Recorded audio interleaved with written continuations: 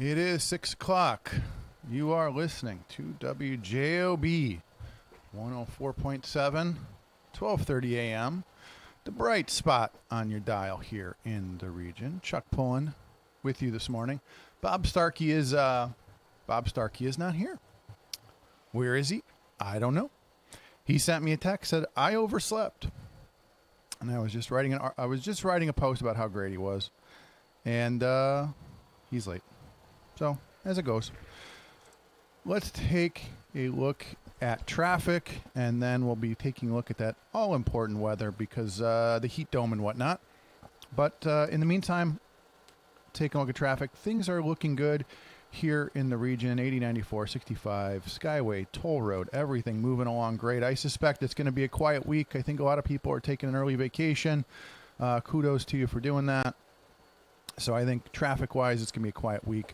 On the Illinois side, smooth sailing, Bishop Ford to the Dan Ryan, little tap of the brakes into the circle. Other than that, 294 looking good if you're heading out towards the airports. Everything else looking fantastic. There was an earlier accident on I-80 out in the Joliet area. Seems to be cleared up, but if you're heading out that way, just keep an eye on 80. Let's take a look at the all-important weather with, I'm just going to call you Lizette from now on just because it's funny. Good morning, Lizette. Good morning, everyone. Who called you that? Was that Brent. Brett called you Lizette. Yes. Perfect. Good morning, everyone. Today we're at 73 degrees with highs of 93 and lows of 75. Going to be partly sunny, hot, and humid. Possible danger of dehydration and heat stroke while doing strenuous activities. Then tomorrow on Tuesday, we'll be having highs of 94 and lows of 74. Should be mostly sunny and toasty conditions. Caution advised if outside for extended periods of time. Then Wednesday, we'll be having highs of 96 and lows of 76. Should be hot and humid with blazing sunshine. It was funny. I've been reading about all of this major heat wave in England. They're like, oh, it's dangerous heat. It's going to be 95. I'm like, oh, so it will be an average day in the Midwest during the summer. It's like, oh, it's going to be. But the difference is, interestingly enough, there are countries there because their policies are different than ours and they lost the war. They're taking people's air conditioning away and basically making it more difficult to weather 95-degree temperatures. So, sucks for you. Should have won the war. So just let's reiterate that we've got this heat dome over the area till at least Thursday. So we're expecting possible rainy weather for 4th of July. It probably wouldn't be the worst thing in the world, like if it rains that morning, so that way you guys are less likely to, set things on fire that night. So probably just after a week of hot temperatures, probably wouldn't be the worst thing in the world to see a little bit of early morning showers, 4th of July or the day before. Other than that, we're taking your phone calls, 219-845-1100. What's on your mind? There's a whole bunch going on. We've got news. We've got new airstrikes in Iran. We've got never-ending peace talks between Iran and the United States and Israel and Hezbollah and Lebanon. And at the end of the day, all you care about is how's that going to affect your gas prices? How is that going to affect prices here? We'll get into that. Major Bears news. The Bears are now have officially announced a second site, which should be really a surprise to no one, just a little bit south of the site that we were all kind of expecting that they were looking at. Obviously we talked about the land use issues and the issues with that primary site. So now they've got their site set on a different site, Site 2, which is just a little south on Sheffield. We'll talk about that. What else do you guys want to talk about? We talked last week. I expected that Bob would want to discuss his comments last week about, property taxes and boomers and all that sort of thing. So we'll get into that when he gets here. People are asking me if I wanted to talk about what's going on in Munster. Not really. I mean, if you guys want to talk about that, that's fine. You can call in, bring it up. I mean, I, sort of made my peace with Munster and moved on. Just because I sort of saw the writing on the wall. And, this is exactly where I expected things were going to go. There's a lot of other things going on. I've been wanting to talk a little bit about sort of this, as I call it, the big piece. When you're the big piece, the big puzzle. When you're putting all the pieces together. So we talk about, finally people are starting to talk about Social Security running out of money. I think that's an interesting issue because it's something that we've known about for decades, and we've just sort of, like most things government, have just ignored it and said, somebody else will deal with it. And while that was happening, we saw birth rates declining in this country, so we knew that was going to be an issue. So you essentially have a system where, the great pyramid scheme of Social Security, where you have, at 1.8 people supporting one person, and now you're down to like 2 people supporting one person. And now with declining birth rates, it's going to be even worse, yet nobody wants to fix it. So you can see, again, it's pretty straightforward. If fewer people were born today, in, a couple decades, that's going to be fewer people in the workforce. And if you have, depending on your immigration policy, et cetera, you're not going to have people paying into the system. And yet we don't touch it. One of the things that I wanted to get into with Bob was there is a Supreme Court ruling on property taxes. Again, that was a big topic of ours over the last couple of weeks. So we're talking about the Supreme Court ruling with the Pullen family and essentially all the stuff that we've always talked about on these airwaves about, deductions, homestead deductions and things like that. This family lost their home because the assessor essentially changed it from their primary to their secondary residence, changed how that worked, and took their home. And again, it's not an uncommon story. And I think that's our biggest issue with property taxes, this idea that, at the end of the day, you have an assessor that can decide what your house is worth. They can decide, maybe it's your primary residence, maybe it's not. You can forget to make a payment. You can underpay. And the next thing you know, they're selling your house for $600 because, some little old lady didn't know what was going on. So, but like I said, taking your calls, I want to hear what's on your mind. Tom Dabberton, Lizette's favorite host, put out an article about, I don't know if you get a chance, Lizette, did you get, I'm just going to call you Lizette. Sorry. I'm about to pull up my soundboard. Oh, that's fine. Let's game on. T-Dabs posted an article about patriotism. He put an article, was in the Times this weekend, for all 8 people that still read the newspaper. And he wrote an article about patriotism. Did you get a chance to see that at all? Are you on Facebook much? No, I don't have Facebook. You don't have a Facebook? Good for you. Good for you. I feel like that's for older people. Me too. Yeah. It's only old boomers on Facebook. It's like one of those things where I'm like, okay, you're just a bunch of old boomers. I'm like, wait a second. I'm here arguing with you. So again, yeah, but the thing is, I get a lot of good information. It's always interesting though. I use Facebook kind of to take the pulse of what's going on. So I always see these people, there's these local Facebook groups that it's like, hey, you're looking to see when, the farmer's market is, and all they do is post pro and anti-Trump and then just argue all day long. And I'm like, oh, whatever. Okay. Well, I always enjoy just kind of seeing where the pulse of the region is on Facebook, and the pulse is it's not good. Just you peruse some of these local groups, and you're like, okay, what is this isn't healthy. I always tell these people, I said, well, maybe you should go volunteer somewhere. Maybe you need to go touch grass and volunteer, and do something good in the community. Take some of this energy and do something good with it. South Shore is still broken. The South Shore will be broken for the foreseeable future, as tends to happen. Here's the latest update from this morning about the South Shore. Crews continue to work diligently to restore the scene of a June 24th freight derailment, power loss as a result. Busing substitution related to the incident. Passengers utilizing the South Shore Line trains today, June 29th, are advised to expect significant delays. Well, they expect that every day, so just expect business as usual. They are busing around the site of that derailment, which any normal railroad would have had that cleaned up in 8 hours, but that's not how they roll. No offense. So they're busing for at least the rest of this week. So hopefully those of you that take the South Shore, I would just find an alternate route or just, take the week off or whatever, because it'll probably be broken for at least this week, probably next week. Do you want to take some calls? We can do that. Okay, let's take some calls. Good morning, caller. You're on the air. Hey, Chuck. Hey. How are you? Good. How are you doing? Good. What's going on? Just asking, you said you moved on from Munster for reasons that are now happening. Yeah. Curious about what you meant. Yeah, well, we'll get into that. I want to get into that later today, maybe in the 7 o'clock hour, because again, I mean, so sort of what happened in Munster was, and I'll put it very simply, was just sort of this progressive mindset of, I mean, and this is really, I mean, honestly, so we went through it with the referendums.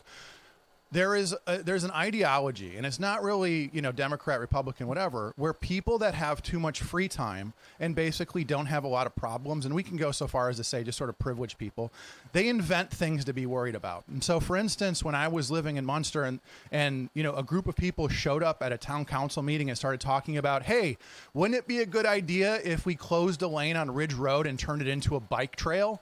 And there wasn't a bunch of people laughing them out of the room and going, hey, morons, we need to get to work. I mean, and that's the sort of progressive ideology. And if you're one of those people that if that's the community that you want, cool. I mean, good for you. Stay there, move to Oak Park, whatever. But what I'm saying is that some of us still need to get to work. But again, in Munster, it was one of those things where they spent all this time talking about let's build bike lanes and not like, hey, maybe we should fix the water mains that break every single day. Maybe we should focus on infrastructure. Right. Okay. Go ahead.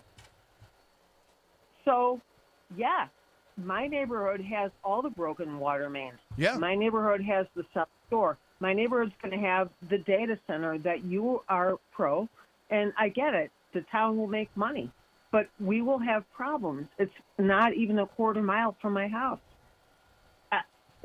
Everything is falling apart here. Yeah, Rome is absolutely. burning in Munster. Yeah, and you should. I mean, honestly, no it's offense. It's amazing because I'm not a big money earner, and it's like, wow, little people here in Munster trying to pay their bills and do the right thing. Do you remember what happened to the people that lived across the street from the Ridge Road train station? I mean, I was there. I met those people when the town said, well, here, I'll set it up for you. I live a block away. Do you remember what they said?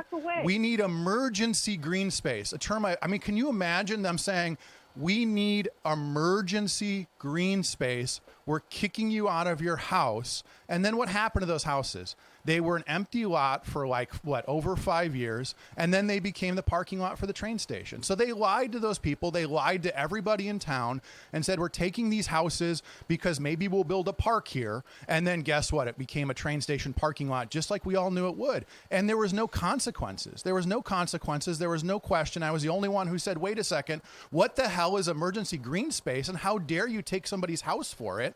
Nobody cared. Maybe the people in your neighborhood did, but nobody in my neighborhood did. Nobody in Greater Munster cared. They go, okay, take their houses, don't care, not my problem.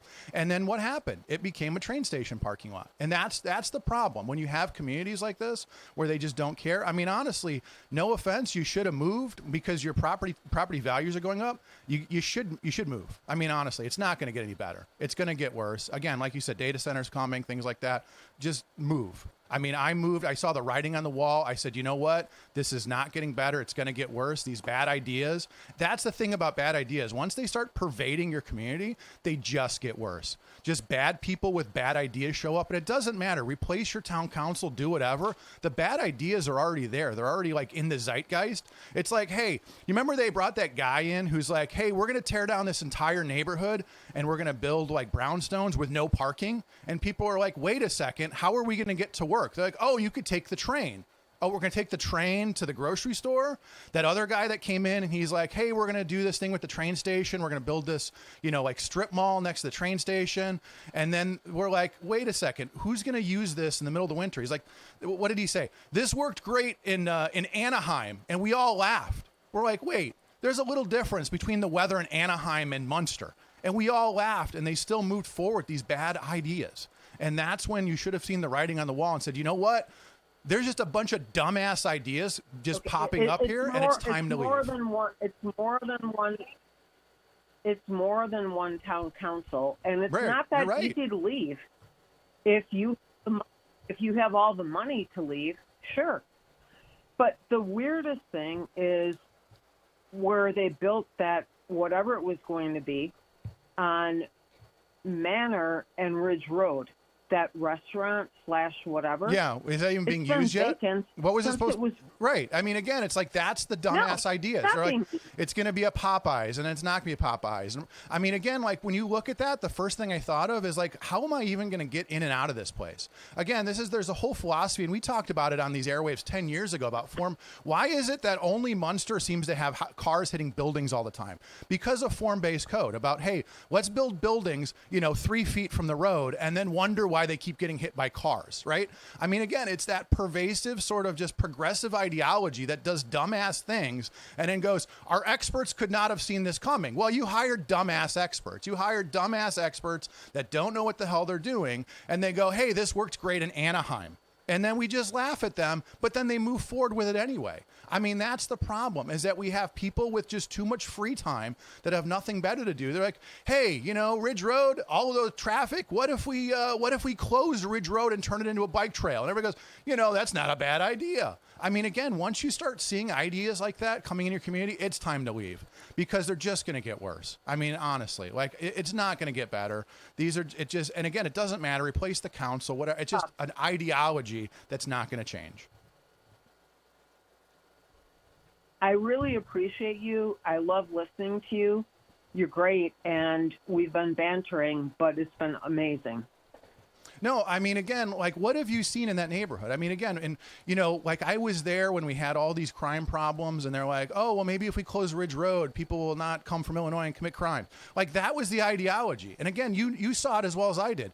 There were my neighborhood was just like yours. There was a water main break like every week. And they're sitting here talking about bike trails and talking about art. I'm like, hey guys, I know art and bike trails are important. Maybe we should deal with, the water main breaks that every other week we're having to not use our water. Well, in my neighborhood, what we actually have is Holman Avenue and Timmerick, which are like a freeway. They go 65 and pass on the left. And on Sundays, it seems stop signs are out of order. This is my neighborhood, and what are the police doing about it? They could be here every day making tons of money. Well, and I could tell you about Holman because that's a perfect example.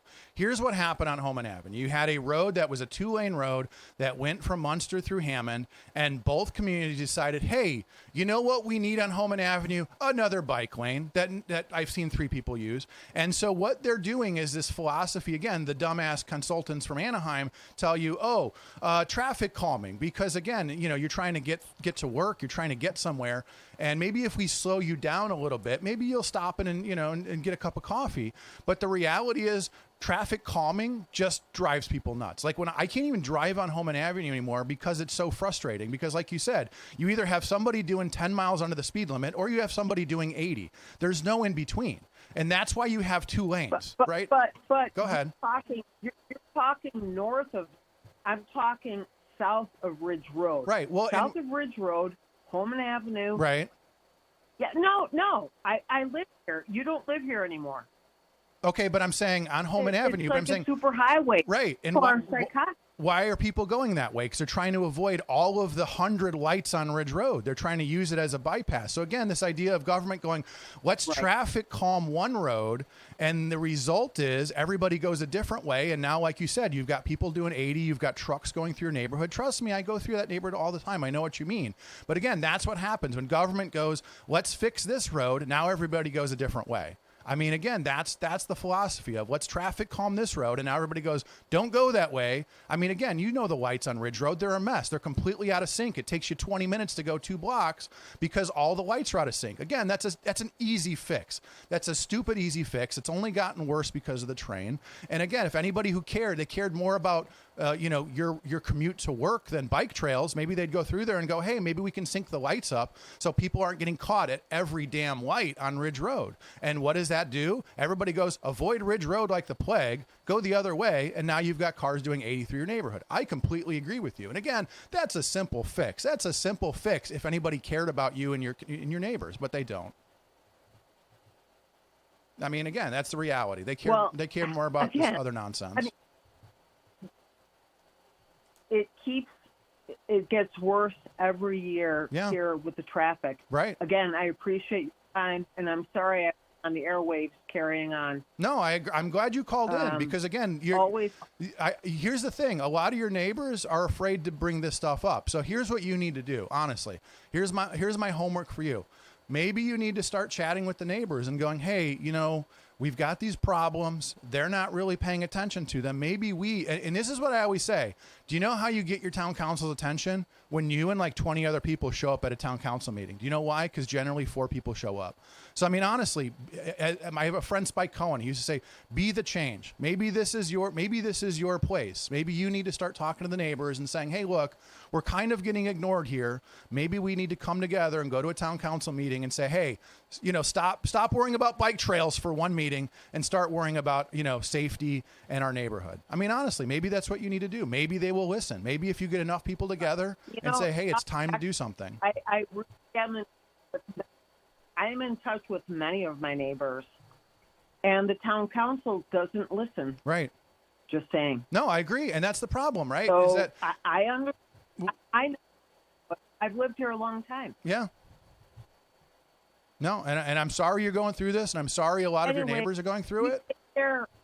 Thank you so much. I appreciate the call. But again, it's unfortunate because here, what are they doing? And here, a lot of your neighbors are older too. I know that neighborhood. You got a lot of older neighbors. So now because of the train, they're claiming your houses are worth more. So now on top of all these problems, now you're paying more property taxes and everything else. I mean, again, it is insane. And I wish I could give you advice other than, hey, maybe you guys need to just come together and maybe 50 of you guys showed up at a town council meeting and said, hey, pay attention to us. Maybe they would. I don't know. I don't know what to tell you. I wish I could. But I mean, again, I don't think that unless, squeaky wheel. I mean, maybe that's it. Maybe you get the neighbors together and go, hey, we're all going to show up at a town council meeting and say, hey, we need to do something about this. Or we'll replace you. I mean, that's government in a nutshell. So appreciate the call. Let's take a break. We'll be back with more after this. For over 100 years, Roofers Local 26 has been keeping Northwest Indiana dry and safe. Since 1919, our highly trained members have built a reputation for skills, safety, and reliability. With a 4-year apprenticeship and certifications in OSHA safety, first aid, and CPR, we deliver quality you can trust. When you need roofing done right, choose Roofers Local 26, protecting what matters most for over a century. For more information, visit www.roofers26.com. Introducing Powers Health, a health system with a new name and a strong legacy of caring for families in our community. One with a tradition of advanced specialized services and a vision for the future. One with a commitment to medical excellence and compassionate care. Everything we do, everything we believe, Powers Health. When your home needs help, the last thing you need is a faceless corporation or sales-driven franchise. At Myers Companies, we've been proudly local since 1951, born and raised right here in Northwest Indiana. We're family-owned and operated, built on trust, hard work, and integrity. And because we're family, we treat you like family. Your comfort and safety always come first. For HVAC, plumbing, and electrical done right, choose Myers Companies. Local, family-owned, here for your family. Ogren Insurance, Hammond's oldest family-owned independent insurance agency, now in its 3rd generation providing clients in the Chicago area with products from quality insurance companies to handle your every need.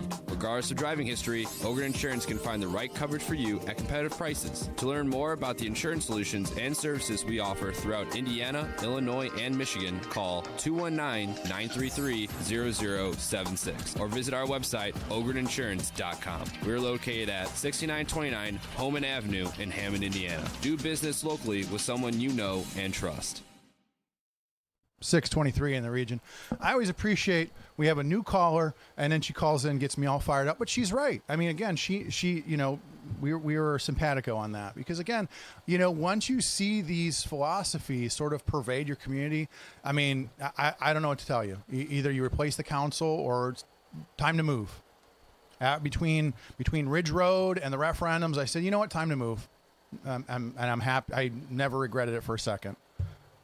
But again, I mean, some of you love your home. You don't want to leave. You love your neighbors. I don't know what to tell you. I mean, come together and tell them, hey, there's more important things than bike trails, guys. Maybe we should work on traffic and, maybe for once focus on infrastructure in the community.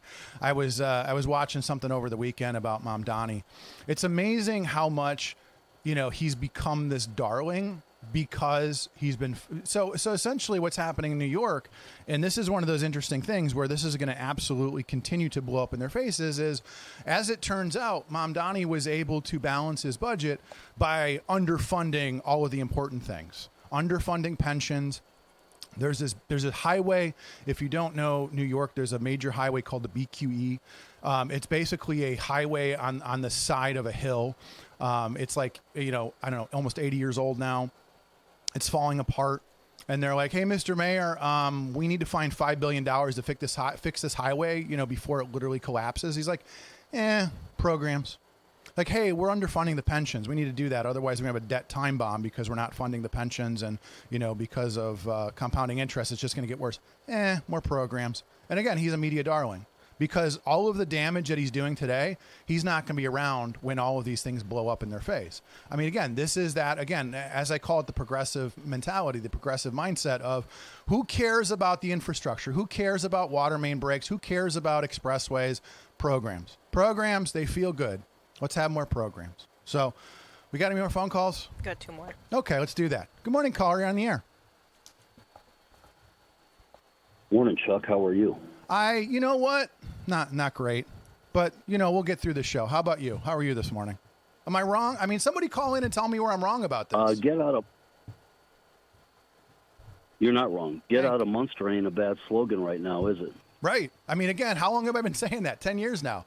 Like I said, I remember we were on these airwaves when they called in and said, we'll help you pack. Because I was like, hey, guys, before we spend another $50 million on the schools, maybe we should just, figure out where the other money went. Maybe we should figure out how you woke up one day with, and needed $50 million. Maybe we should look at, maybe before we throw more money at a problem, we should figure out why that problem happened in the first place. Maybe we should figure out why we spent millions of dollars on natatoriums and AstroTurf and didn't fix the leaking roofs and broken boilers first, right? Why didn't we fix the leaky roof and then buy the AstroTurf? No, you hate children, move out. Fine. I packed up and left. I mean, again, it's that progressive mindset of, well, the children need AstroTurf. The children need No, the children need a roof that doesn't leak and working boilers. Fix that first, then get back to me. Go ahead, sir. I realize it's a bit of a hike from St. John, but have Amy go get groceries at Jewel at Ridge and Calumet. Oh, no. It's funny. Ever go alone? No. I went, we had my son's graduation party, and I went there a few weeks ago, and I was like, wow. Yeah, yeah. No, I don't disagree with you. I mean, again, it was just like, it was chaos. But this is what happens when you have, as I keep calling it, the dysfunctional neighbor, right? I mean, we have the dysfunctional neighbor in Illinois. Gas is like $1 cheaper here. Everything is cheaper here. All Pritzker wants to do is raise taxes on everything that moves. So what happens? All of Illinois comes here on a Sunday and tries to do grocery shopping and buy cigarettes and buy gas. So now you have, again, let's take Ridge Road down to 1 lane, and then let's have all of Illinois use Ridge Road on a Sunday to come here to go grocery shopping. Great idea, guys. Great idea. Go ahead, sir. If I was an administrator in the town of Munster and I couldn't have a St. Thomas More Fest, I would be calling on someone at that police department to ask why. Because all 3 police administrators are making a fat salary, unintended. And I can't have a St. Thomas More Fest because I can't control the criminal activity.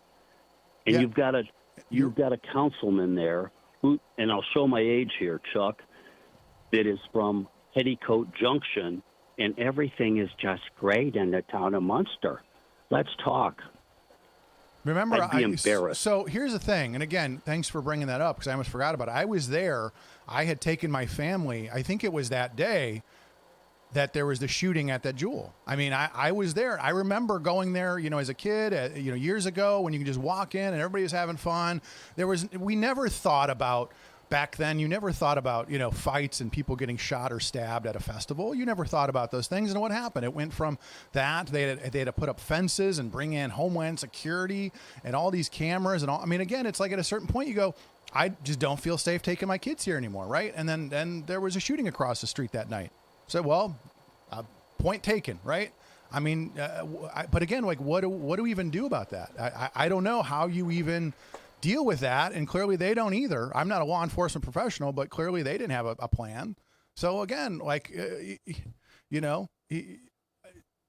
don't know what to tell you. I mean, I moved because I just said, I'm not doing this anymore. This is not getting better. It's just like Illinois. Why do you think everybody's moving here? Why is St. John and Cedar Lake and Crown Point, why have they doubled in size? Because everybody in Illinois said this isn't getting better, and they moved. Anything else? That was a Munster resident calling you. Yeah, no, I know. Sounded like she lived she's right got there. a couple of years under her belt and Right. a little experience, and she's telling you how it is. Right. So tell me I'm wrong. No. Go into that jewel. It's decimated. Correct? No, I don't disagree. And it's going to leak, and it's going to keep coming in. Windy City Social. Go for a meal there and go, you know what? I can find another restaurant to go to. I don't need to find this riffraff that's coming into Windy City Social. No, I'll go somewhere else. Thanks for the call, Right. Chuck. No, it's unfortunate because we have nice things in the area, but then you're like, okay, you keep hearing about fights at different places and whatever. And you go, you go to certain places. I don't want to name them because they're nice places. And there's, perpetually 5 squad cars outside. How does that affect the rest of you? When you have a community and you're paying police officer salaries and 4 or 5 of them have to hang out at, that's the thing. Like whenever you add a big box store, whenever you add a strip mall, you have to budget extra officers because you're basically going to have a perpetual cycle of theft and whatnot. And you basically, once you build that stuff, just you're parking an officer there perpetually. Right. I mean, again, and that's the kind of thing where does that officer come from? He comes out of your community, comes out of your neighborhood, and he keeps people, the guy that should be sitting there keeping people from speeding down your block. Instead, he has to go sit at a Kohl's or whatever all day long because there's thefts and fighting. Again, do we think about these things?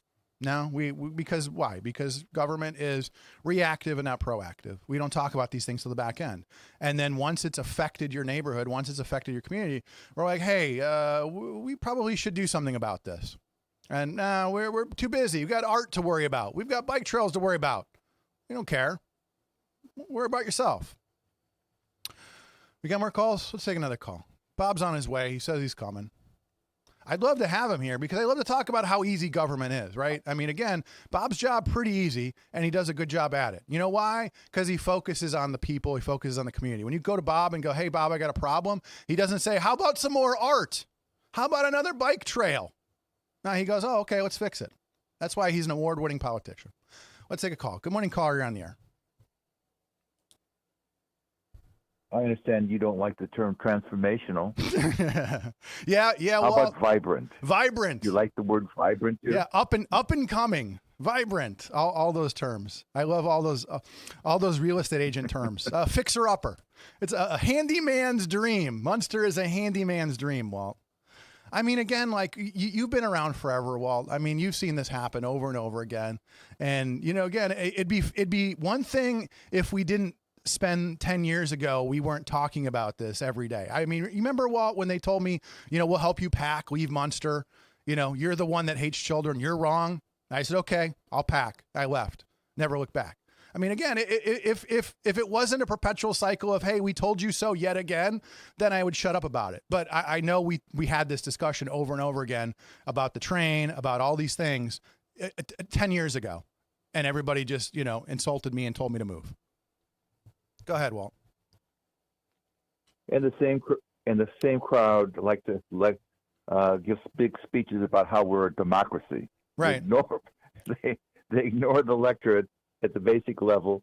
The electorate is capable and informed and so forth. They bring up issues and so forth. What about this? What about this? What about this? And when you don't shut up, then all of a sudden you hate kids. Right. You don't like sports. You hate progress. You don't like. You're an old fuddy-duddy. Yeah, exactly. But we got we have a vibrant democracy here, right? Right. You know, Walt, have you been following, I don't really care about soccer or anything, but have you been following all of these Europeans that are coming to this country and they're posting on social media? You know what they're going nuts for? They're going nuts. It's kind of like, remember when Gorbachev came and he was amazed by our grocery store? That's basically, they're coming here and going, look at all this food at Costco. Look at, like, they were all amazed by ranch dressing. They're like, why don't we have ranch dressing in Europe and all these things? They were amazed by our capitalism. They were amazed by the private sector. Not a single one of them said, oh man, this government is fantastic. Government programs are fantastic. They are blown away by that. They're blown away by, you know, like they go to Texas and hang out with cowboys. Like, so basically they're amazed by our capitalism, and they're amazed by, you know, where we came from. Europeans love, like every European I talk to, they always talk about wanting to see the old West and stuff like that. They want to see, you know, where we came from. They don't want to come and see all the nonsense we're building today. They want to see our past. They want to go to Philadelphia and see, you know, the Liberty Bell. They want to go down south and hang out with cowboys. They want to see our culture. They don't want to see what we're tearing down and replacing it with, right? I mean, that's the amazing thing.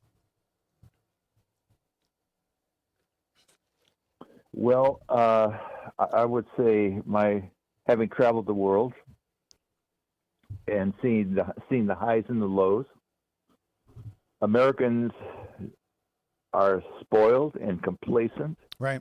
And they don't know how good they have it when it comes to a society which is still more or less dominated by the private sector. Right. They it just. You know, you just have to shake your head, and we have a people problem. I mean, they just don't get it. I mean, look what's going on in New York City. No, like I said, Walt, I mean, the paradise is socialism. Right. And this is what I was saying, Walt, was I was watching this video about infrastructure in New York City. And basically for the last several mayors, going back to like de Blasio and even before that, they've been neglecting infrastructure. So they've been funneling all of the money that should be going to, you know, they have this massive highway system. They have intricate, you know, like the BQE is literally like a terraced highway. They have all these tunnels, and they're just ignoring them. They had all this damage from, you know, the hurricanes, and you have saltwater intrusion and things like that. They're just ignoring it and funneling that money into programs. Instead of going, hey, we need to fix the highways and the tunnels, they're going, nah, that'll be somebody else's problem. I'm going to take the money away from that and use them for programs. Right. And again, then they keep saying, like, every mayor that delays this BQE project, it costs like $1 billion more. So every mayor goes, we'll deal with it later. It costs $1 billion more, which they don't have. And so now you get to this tipping point where your entire infrastructure is just crumbling, and you're going, let's do more programs, more free healthcare, free kindergarten. Like, no, sir, you need to fix this highway that's about to tumble into the Hudson. Nah, more programs. I mean, and that's what happens when, how old is Mom Donnie? Like 30 something years old, like 31, 30, whatever. Like, this is what happens when you elect an immature socialist to run your city. All he wants to do is focus on programs because infrastructure is boring. And this is what I always say about sort of that pervasive progressive mindset of, hey, you know, fixing the sewers is boring. Fixing the water is boring. Let's focus on programs. Let's go have a photo op where I jump in the pool with the children. Not let me go put some boots on and go replace a water main, right? Because that's boring. That's not sexy. And that's the problem. We have a society that doesn't want to fix infrastructure. It wants to work on photo ops and sexy and things like that. So, Walt, anything else on your mind? Well, Diego Morales. Do you have any idea who sponsored him in the first place? I mean, who were the guys behind this guy? How did he get on a Republican ticket in the first place? Here's what I would do not a lot of people up here even know who Diego is. I had Rob Kendall on, and Walt, if you get a chance, go check out Rob Kendall Show on YouTube. He talks about Diego at length. I talked to him last week. I'm going to have him on again soon, because here in the region, we're not paying attention to these things. This Diego saga, I had him on. If you didn't hear Rob Kendall, we did like a half hour just on the Diego saga between going to India and having somebody that's basically undocumented running his office, all these things that nobody was paying attention to, right? And that's the whole thing. That's where Max England came in, and he lost at the convention, which Bob just sat down. We can talk about that again a little bit.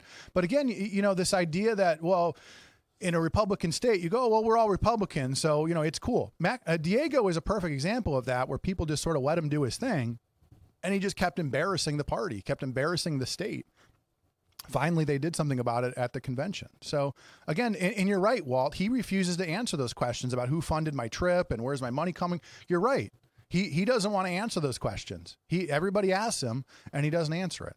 There's videos, and you can go find it on Rob Kendall Show. He'll post videos of people asking Diego at events about funding and things like that. He just yells at them because he feels that he doesn't have to answer to his constituents, like a lot of politicians.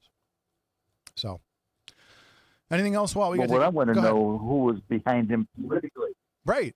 And there's a lot of questions. Who were the politicians that said, "Yeah, no, we need a Hispanic on our government to attract the Hispanic voter, because they're moving kind of in our direction. So let's get in a Hispanic named Diego Morales." Well, who pushed this guy? Right. Well, specifically, you can be sure there were people, not just general organizations, but you had specific Republican major figure politicians pushing this guy in the first place. And I'd like to know who they are. I want names. No, you're right. And so we can look that up, because I know there were a handful of politicians that removed their endorsements of him after the latest scandal with the undocumented person in his, I guess, was she undocumented, Bob? Was that the right term? I forget. The person in Diego's office. Just not legal. How about that? Just probably not legal. And, having access to the Secretary of State database. But there were a handful of prominent politicians that revoked their endorsements of him. And we can look that up, and we can talk about that a little bit in the next segment, because again, they did endorse him. They supported him. And then when he embarrassed them yet again, they go, we're going to pull our endorsements. So, but we do have to take a break, Walt. I appreciate the call. Let's take a break, and then we'll introduce this guy to my left, and we'll be back with more after this. Crazy Kaplan's Fireworks. Hi, I'm Greg Kaplan. Most of you know me as Crazy Kaplan. I started in the basement of my house with the vision of someday running my own fireworks business. Crazy Kaplan's Fireworks prides itself on taking care of you, the customer. Our largest fireworks store is located at Exit 5, Klein, and 8094 in Hammond. These showrooms right now are jam-packed. Because we import and buy volume, we can offer fireworks at huge savings and pass it on to the customer. Our selection will blow you away. As the saying goes, stack 'em deep, sell 'em cheap. Just like Papa Sam used to say, make the customer happy. The best selection of rockets, mortar shells, aerials, firecrackers, fountains, and family assortments. Come see us at Crazy Kaplan's Fireworks. We promise to make you our next #1 customer. Crazy Kaplan's Fireworks. Need clean energy without the junk? I'm Jim Diedlow. I used to live on burgers, football, basketball, baseball. Now I'm gluten-free and more into biking, golf, and yoga. But I still need energy. That's why I love Paradise, developed by Emily D. Edwards right here in Cherville. My favorite is Paradise Packs Strawberry with gluten-free pretzels. Find it soon at Strachan Van Til or at spreadparadise.com. It's the simplest expression. The smallest thing that changes everything. A smile. So easy. A smile lights it up. Apologizes. And welcomes unconditionally. Because the shortest distance between two people is a smile. Thank you. Strachan Van Til, where making life easier starts with a smile. 6:43 in the region. Bob's here, everyone. Hi, Bob. Good morning, everyone. It's a beautiful day in the neighborhood. I was a little late getting here. You can only go so fast down Holman. Oh, yeah. As a turn, you should have rode your bike here, Bob. You should have rode your bike to the train. Why did you do that? I parked it in the emergency green space. Oh, good. Fantastic. Next to the... I mean, again, if I'm wrong, call me. Call me. Come on. If I'm wrong, come on in. Come on in and sit with me and tell me where I'm wrong. So, I mean, I've been here. Let me do. We got to do traffic. Okay, traffic. Let's do traffic, and we'll talk about the. No, we got to talk about the heat. There you go. Traffic's good. It's going to be hot this week. Yeah. Okay, there we go. We took both of our jobs. Thanks, Bob. Okay, so traffic looking good here in the region. 80, 94, 65. Skyway, toll road, everything moving along well on the Illinois side. Fantastic traffic pretty much everywhere. You've got the usual slowdown. We've got building traffic, Dan Ryan, basically Skyway on in. Other than that, Bishop Ford still looking good into the Dan Ryan. 80 looking good, 294, all the 94s looking good. So other than that little bit of traffic, Dan Ryan on in. Maybe it's all of the people that would normally take the South Shore. They have to drive in this week because it's going to take them a week to fix something that any other railroad would fix in about 8 hours. But hey, I digress. Let's take a look at the weather in the heat dome. Good morning, everyone. Today we're at 78 degrees with highs of 91 and lows of 74. It's going to be partly hot, partly sunny, hot, and humid. And then tomorrow and Tuesday we'll be having highs of 94 and lows of 74. Should be mostly sunny. Then Wednesday we'll be having highs of 96 and lows of 76. It's going to be hot and humid with blazing sunshine. Let's remind people, in case you're one of the 3 people that do take the train, here's an update from earlier this morning. Today. Crews continue to work diligently to restore the scene of a June 24th freight train derailment power loss. As a result, busing substitution related to the incident. Passengers utilizing the South Shore trains today, June 29th, are advised to expect significant delays. Well, if they've ridden it more than once, they already expect significant delays. We apologize for the inconvenience. Basically, they're busing around the derailment site, so, it's going to take longer. But you're used to it if you drive the train. You already expect significant delays. Walt was asking earlier, just before we get into it, he was asking earlier, and I just lost it, but he was asking about what prominent people endorsed Diego. And so, for instance, this is an article from May. Indiana Secretary of State Diego Morales lost the support of 2 prominent Republican allies Thursday. So Senator Jim Banks and Attorney General Todd Rokita declared they no longer believe he is a party's strongest nominee for November. And then, of course, he lost to Max Engling at the convention. So, again, it's one of those things where he did have the support of most of the party despite his constant embarrassments. And they finally decided enough was enough at the convention, and they replaced him. That sound about right, Bob? And isn't that how it's supposed to go? There was a certain righteous indignation from Walt about, I want names. There was certainly a knife on the cutting board. Listen to Rob Kendall. He talks about it every day. Go to Rob Kendall show. Listen to him after we're done today. Again, there's a whole different world down there with Indianapolis politics, and that's what Rob talks a lot about. We'll have him on again soon because I'm sure he'll want to talk about the Bears with us and want to talk about just what's going on in politics. So we'll have him on again soon. We were talking earlier just about government, and I'm glad that there's an award-winning politician here because, like I said, Bob, I've always looked at, especially from the town council perspective, it's pretty easy, right? People show up, they go, hey, Bob, I got a problem. And you go, okay, let's fix it. And then you win re-election. Yeah, it was funny listening to this wonderful program coming in along Calumet, which if you're getting one of these Anaheim consultants that NERPC had brought in. No, the best was... That's what they call it. They say Calumet. I was like, I am not even going to listen to your recommendations when you don't even know how we pronounce things here. And that meeting took place in the middle of a Cubs World Series game. So there was like 20 of us there. Yeah. Like, hey, let's do this in the middle of the Cubs World Series game. So only 20 of you are here to remember us saying this project, this idea worked great in Anaheim. So people think I'm crazy. I wish I had recorded it because they were all watching the Cubs game when it happened. One of my favorite bits on those meetings there is we're talking about, say, trails. They had a meeting where they said Dyer is integral to connecting these 2 locations. They had the meeting in Illinois, and they had the meeting in Cherville.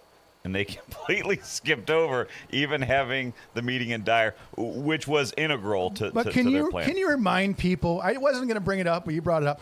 Remind people what you're integral in connecting. What two communities were you going to connect? No, go ahead, say it. No. I'm not allowed to say it because evidently we're not allowed to say self-evident things. Okay, so you are on the border.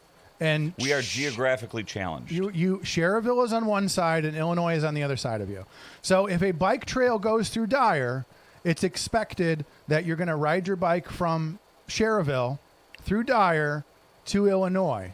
And then you just kind of think to yourself, if there was a train track or a bike trail going through Dyer, where would I eventually end up? They make Fords there. Just throwing it out there, because that's where you want to ride your bike. Because again, that's the mentality. You know, Mr. Anaheim, why don't you ride your bike to Ford Heights after dark and get back to me? Why don't you ride your bike to Ford Heights and let me know how that goes? Like, let me know how that works for you and get back to me. If I'm wrong, 219-845-1100. I mean, again, that's those ideas of if you don't put the kibosh on these dumbass ideas, eventually you're building bike trails to Fort Heights, right? I mean, again, like that's what happens when nobody says no. I think that's inherently the problem with government is that we feel like we have so many resources in government that we just say yes to all these ideas. And once you start letting these ideas pervade in your community, it's hard to root them out. Because again, like now you're just like, hey, you know, I know the water mains are breaking every day, but we should focus on, we need more art, right? We need more art. We need more bike trails. We need more bike bridges. Like, no, hey, sir, can you fix the water in my community? Like my water goes out once a week. Why don't we fix that first? And then we'll worry about your art project. But who am I? This is why I'm unelectable. Because I'm like, hey, maybe we should focus on infrastructure. Focus on the big issues. You know, pick up the garbage, make sure the water flows. Get rid of get the snow plows out. I mean, easy. Government's easy, but nah. Like Chuck, that's not transformational. You got to bike trails, art. Want to take some calls? Let's take a call. Good morning, caller. You're on the air. Hi, Chuck. Called to calm you down a little bit. Thank you. Bob there too. I just tuned in. He is. He finally sauntered in. Good to see you. It was a saunter. Okay. It was a saunter. Dave, you were somebody. He was on. Dave, I want to interrupt and give you kudos because you're somebody who's consistently called throughout my years of being on here, and we've talked about focus. You know, keep it simple. Focus on infrastructure. It's not sexy. You're one of the. I think I might have stolen that term from you. Yep. Infrastructure isn't sexy, but you need to do it, right? I mean, again, the longer you put off these projects, the more it's going to cost. The longer it's going to take. And then, you know, again, like this is the problem: is everybody goes, well, we don't have enough money to do both. Well, sorry.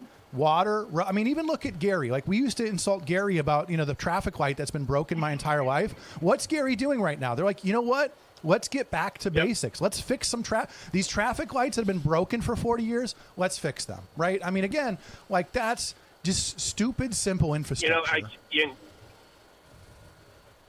You're right. There is a balance, right? There's a big music festival coming to the Steelyard, you know, and you know, you have to ask, and obviously it's when you look at the just to be so generic, you know, the pie, right? There's money in all the different slices of pie.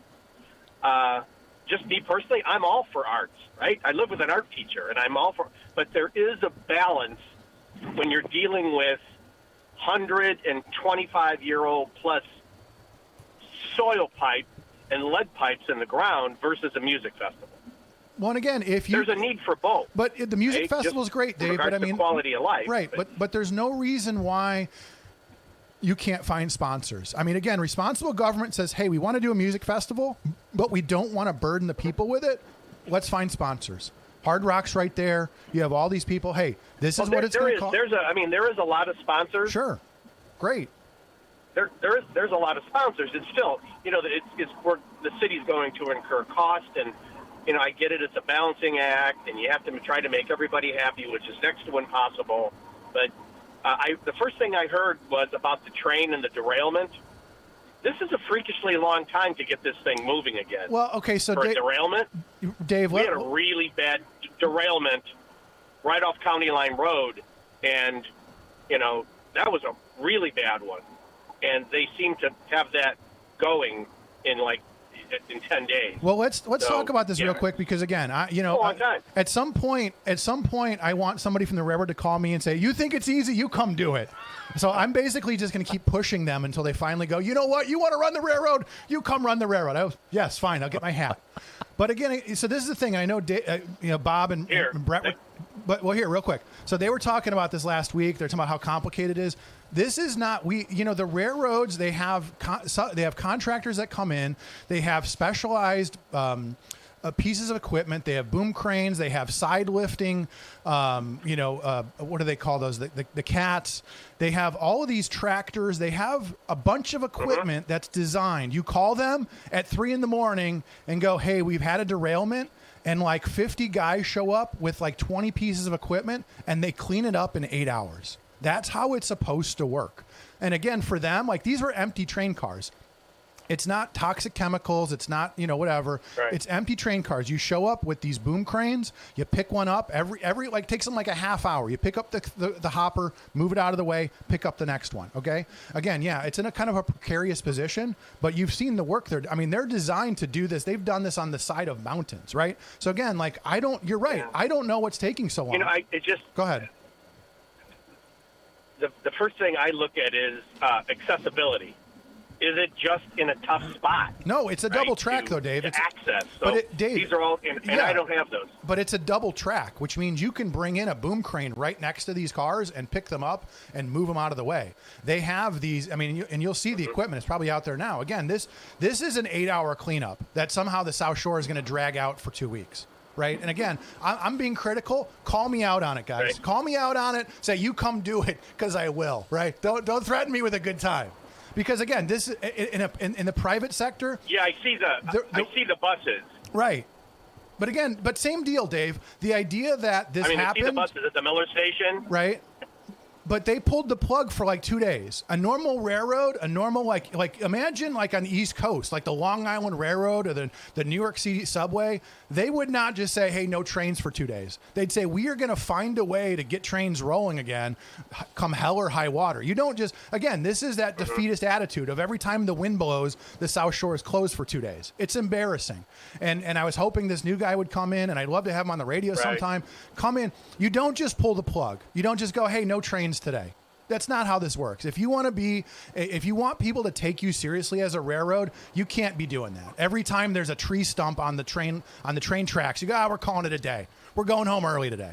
I mean, again, this is coming from a guy who rode this train for 20 years, and just every few months there was just some embarrassing reason we couldn't go home today, and I had to find a ride home from downtown Chicago. Right? I mean, again, this has been going on for decades, and it's just embarrassing. Yeah, so I do want to go ahead. Chuck, take a breath. Sorry. Go ahead, sir. Go ahead. Take a deep breath, my friend. I'm about to pass out over here because all the oxygen in the room's going one way. Exactly. So Kathy and I, for the first time, went to 312, right there in Munster, right on Ridge Road. Had a great Cuban sandwich. It was absolutely delicious. Did you take the train, though? Did you take the train from Miller, and Kathy says, Dave, did you take the train? No, you could have. It was transformational, Dave. You could have taken the train. I'm a heathenist that drove there in an internal combustion engine. Oh, yeah. Think of the children. But anyway, How Kathy's dare like, "Where's the new station?" So we looked over the fence, and I go, "There's the new station." And I just drove through Miller, and there's a couple hundred cars there, contrary to what people say on this radio station that haven't been in Gary for years. Because of course they know more than I do. So there's at least a couple hundred cars there, and the buses are there to shuttle them over to Kegwish, I believe. So she's like, "So where's the parking lot?" I said, "Well, the parking lot's right there." She looks over the fence. Yeah. She says, "There's 2 cars in it." Yeah.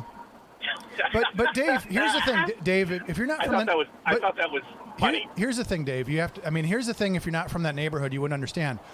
Where that parking lot is now was a bunch of townhouses. Call them whatever. there was a bunch of houses there.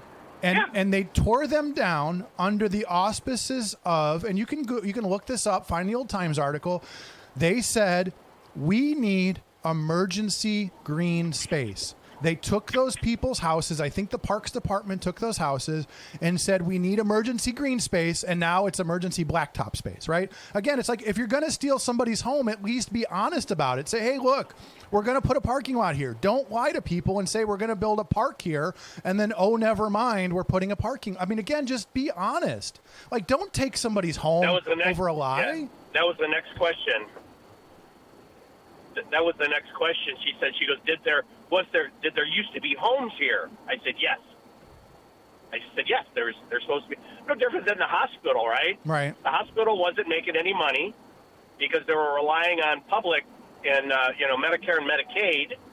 And so the people that own the hospital, now where the hospital is, I heard that's going to be conveniently a big parking lot for the train. So, all things happen for a reason, but I just thought that, I were there yesterday and I heard you, and I know you're very passionate, and, you get transformational, and the other word is outraged over the train, but Kathy was surprised. She goes, it crosses Ridge Road?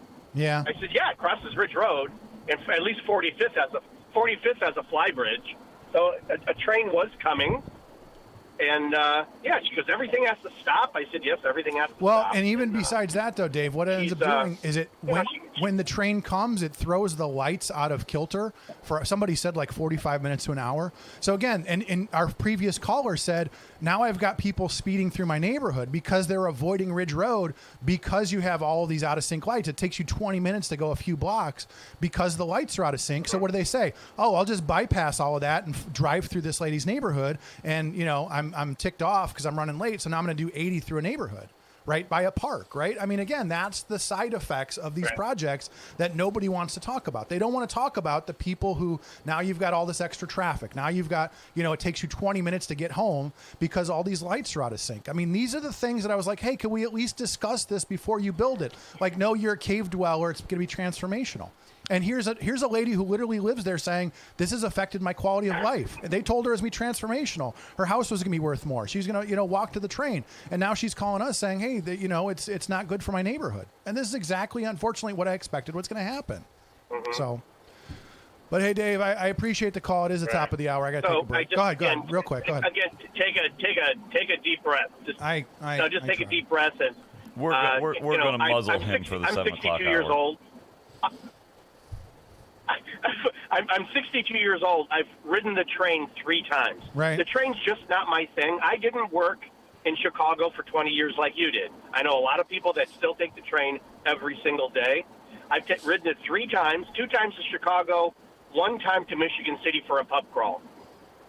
And I tell you what, the one to Michigan City, I know it's not far, but it was a good experience. I enjoyed it. I would do that again, because it drops me off at one of my favorite restaurants, Farina's, right there. So, and the traffic, right at Clark Road, westbound 8094, somebody must have fell asleep. There's a semi way, way, way off the road in a deep ditch in the water. Uh-oh. There are 2 Indiana State Police there, but they're going to end up in the next hour bringing a heavy wrecker, and the far 2 right-hand lanes are going to be blocked. I'm just warning everybody. Hopefully it doesn't.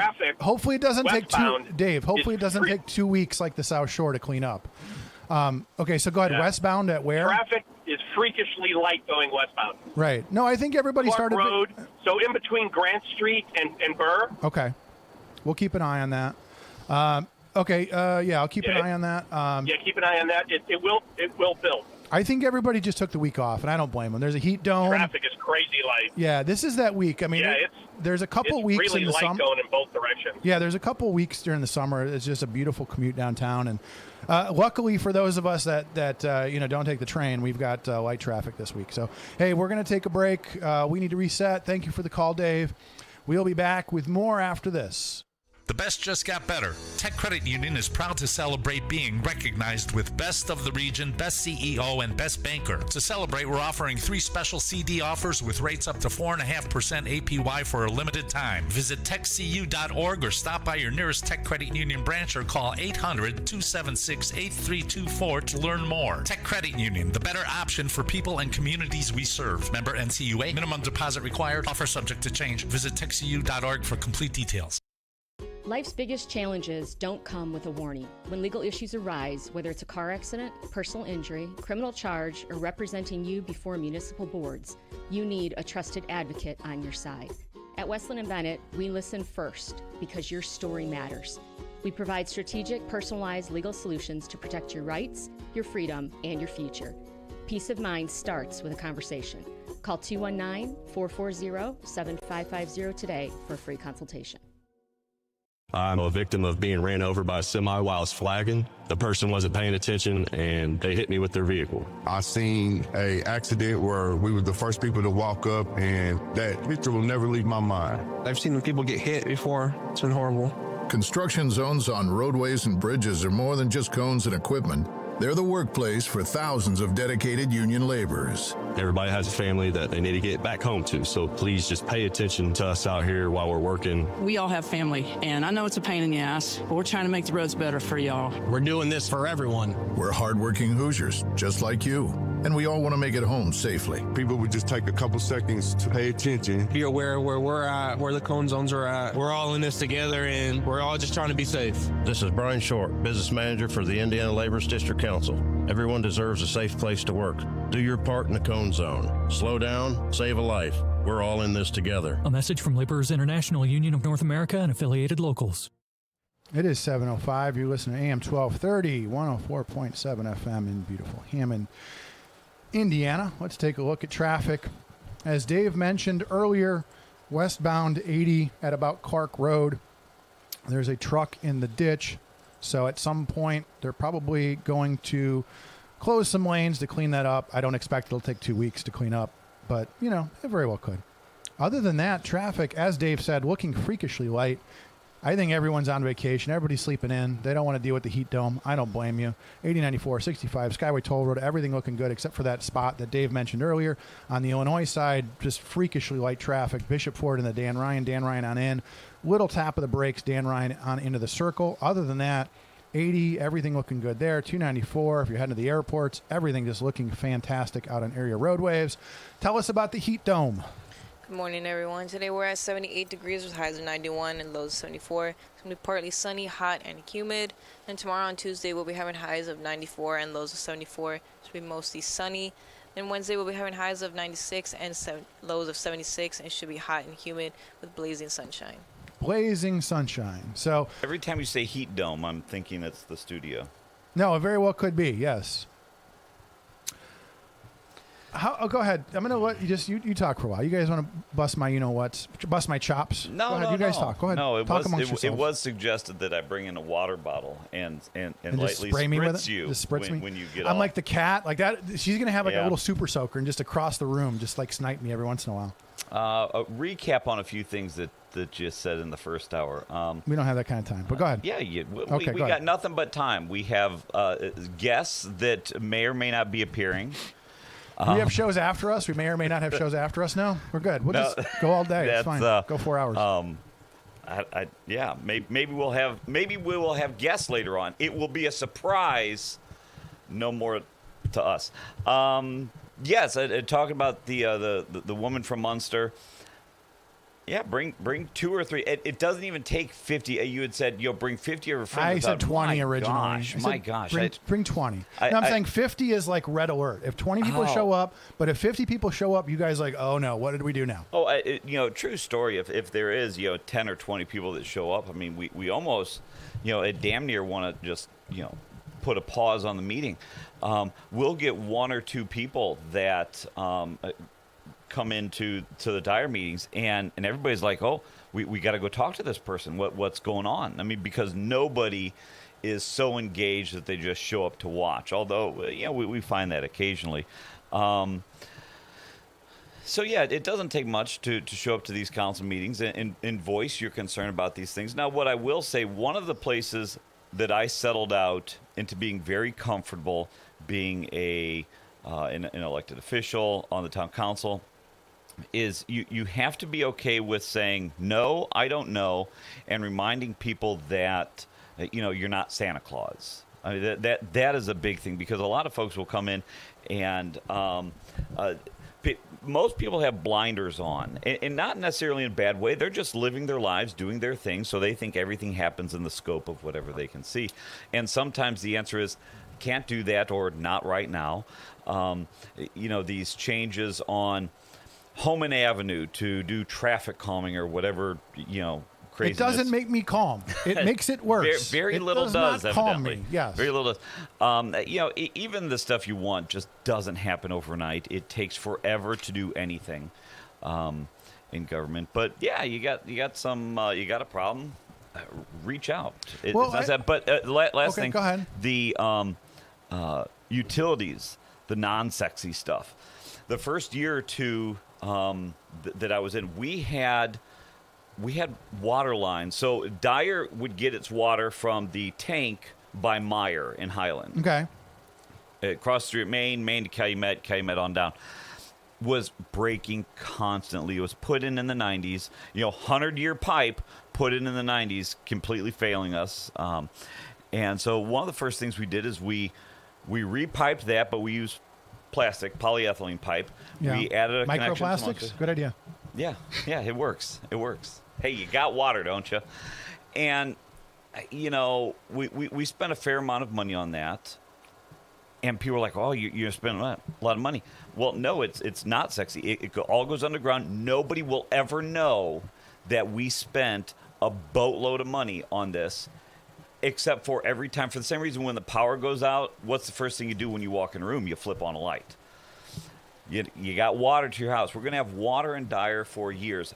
Unlike places like St. John, which is still quite literally attempting to locate water or buying it from Cherville on an emergency order because they're past the... Oh, sorry. Wasn't supposed to mention that. Don't say that. Million gallons. I like having lake water. Shut up. Lake water is amazing, and... Okay. No, okay, yeah. no. But no. So yeah, it's not all... Okay, but here's the thing. Do me one favor.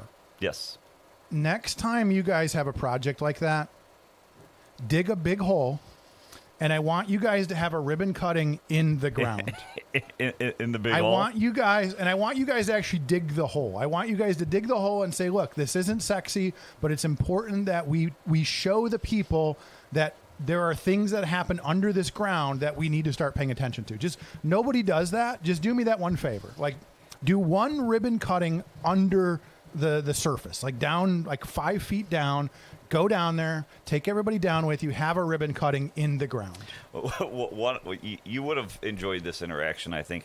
I was the liaison to the utility board when I first got on, because aside from this, I have, underground utility infrastructure and pipes is my wheelhouse.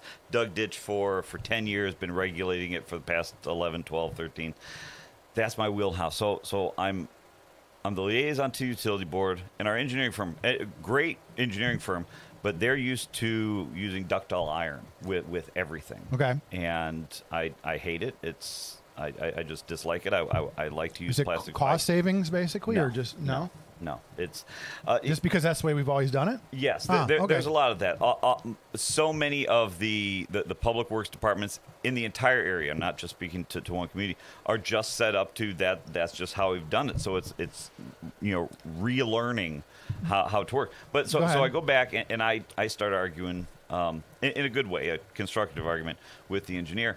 And at the end, because his job is just to see me as I'm just the political hack on there. Right. You're not supposed to know anything. Yeah. And he's supposed and right. He's like, well, what do you do? And I said, well, I'm a senior engineer with the blah, blah, blah, blah. He's like, uh-oh. Yeah. And he goes, oh, that's why. I may not know, which peony to plant, this side of the sun, but I do know my underground utilities.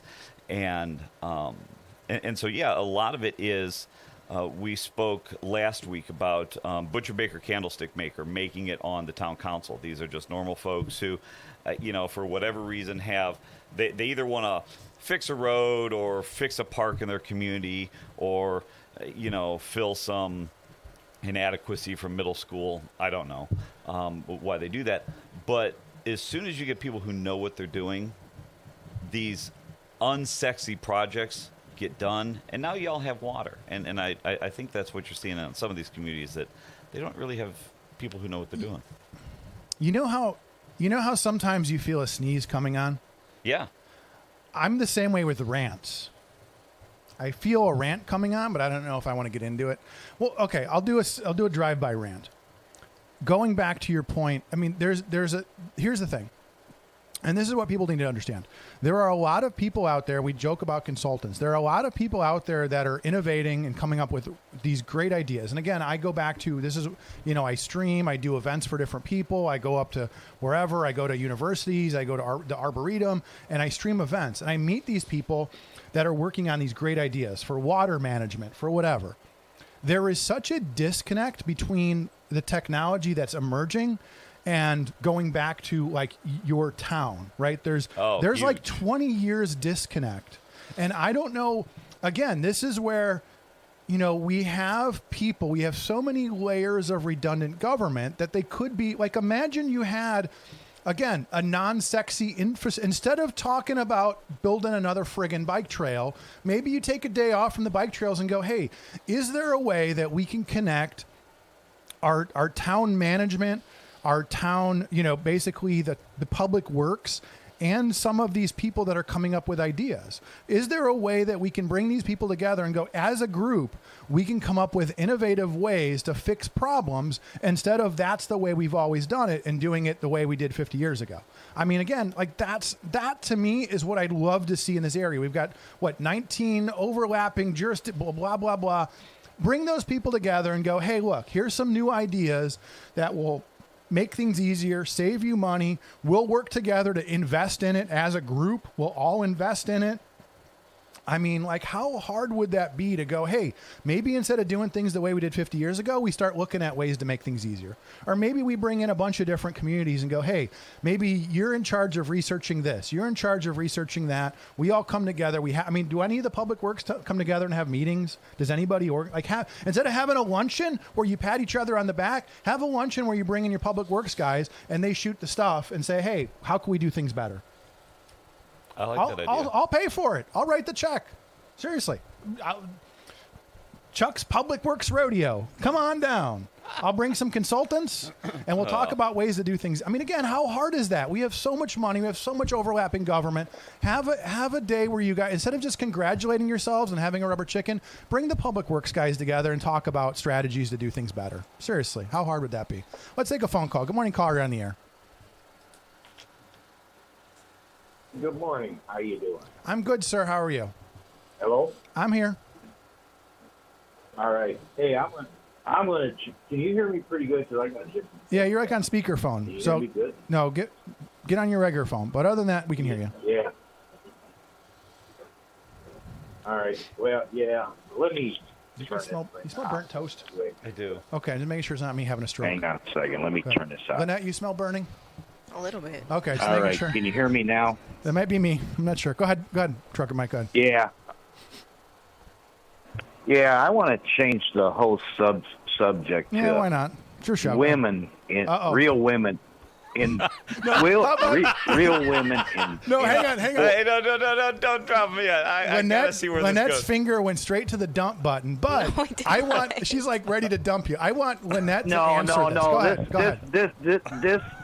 This is women in real women in sports, because this weekend a young girl accomplished something that on the off season of NHRA, Ron Capps put a team together and put this young girl into top field.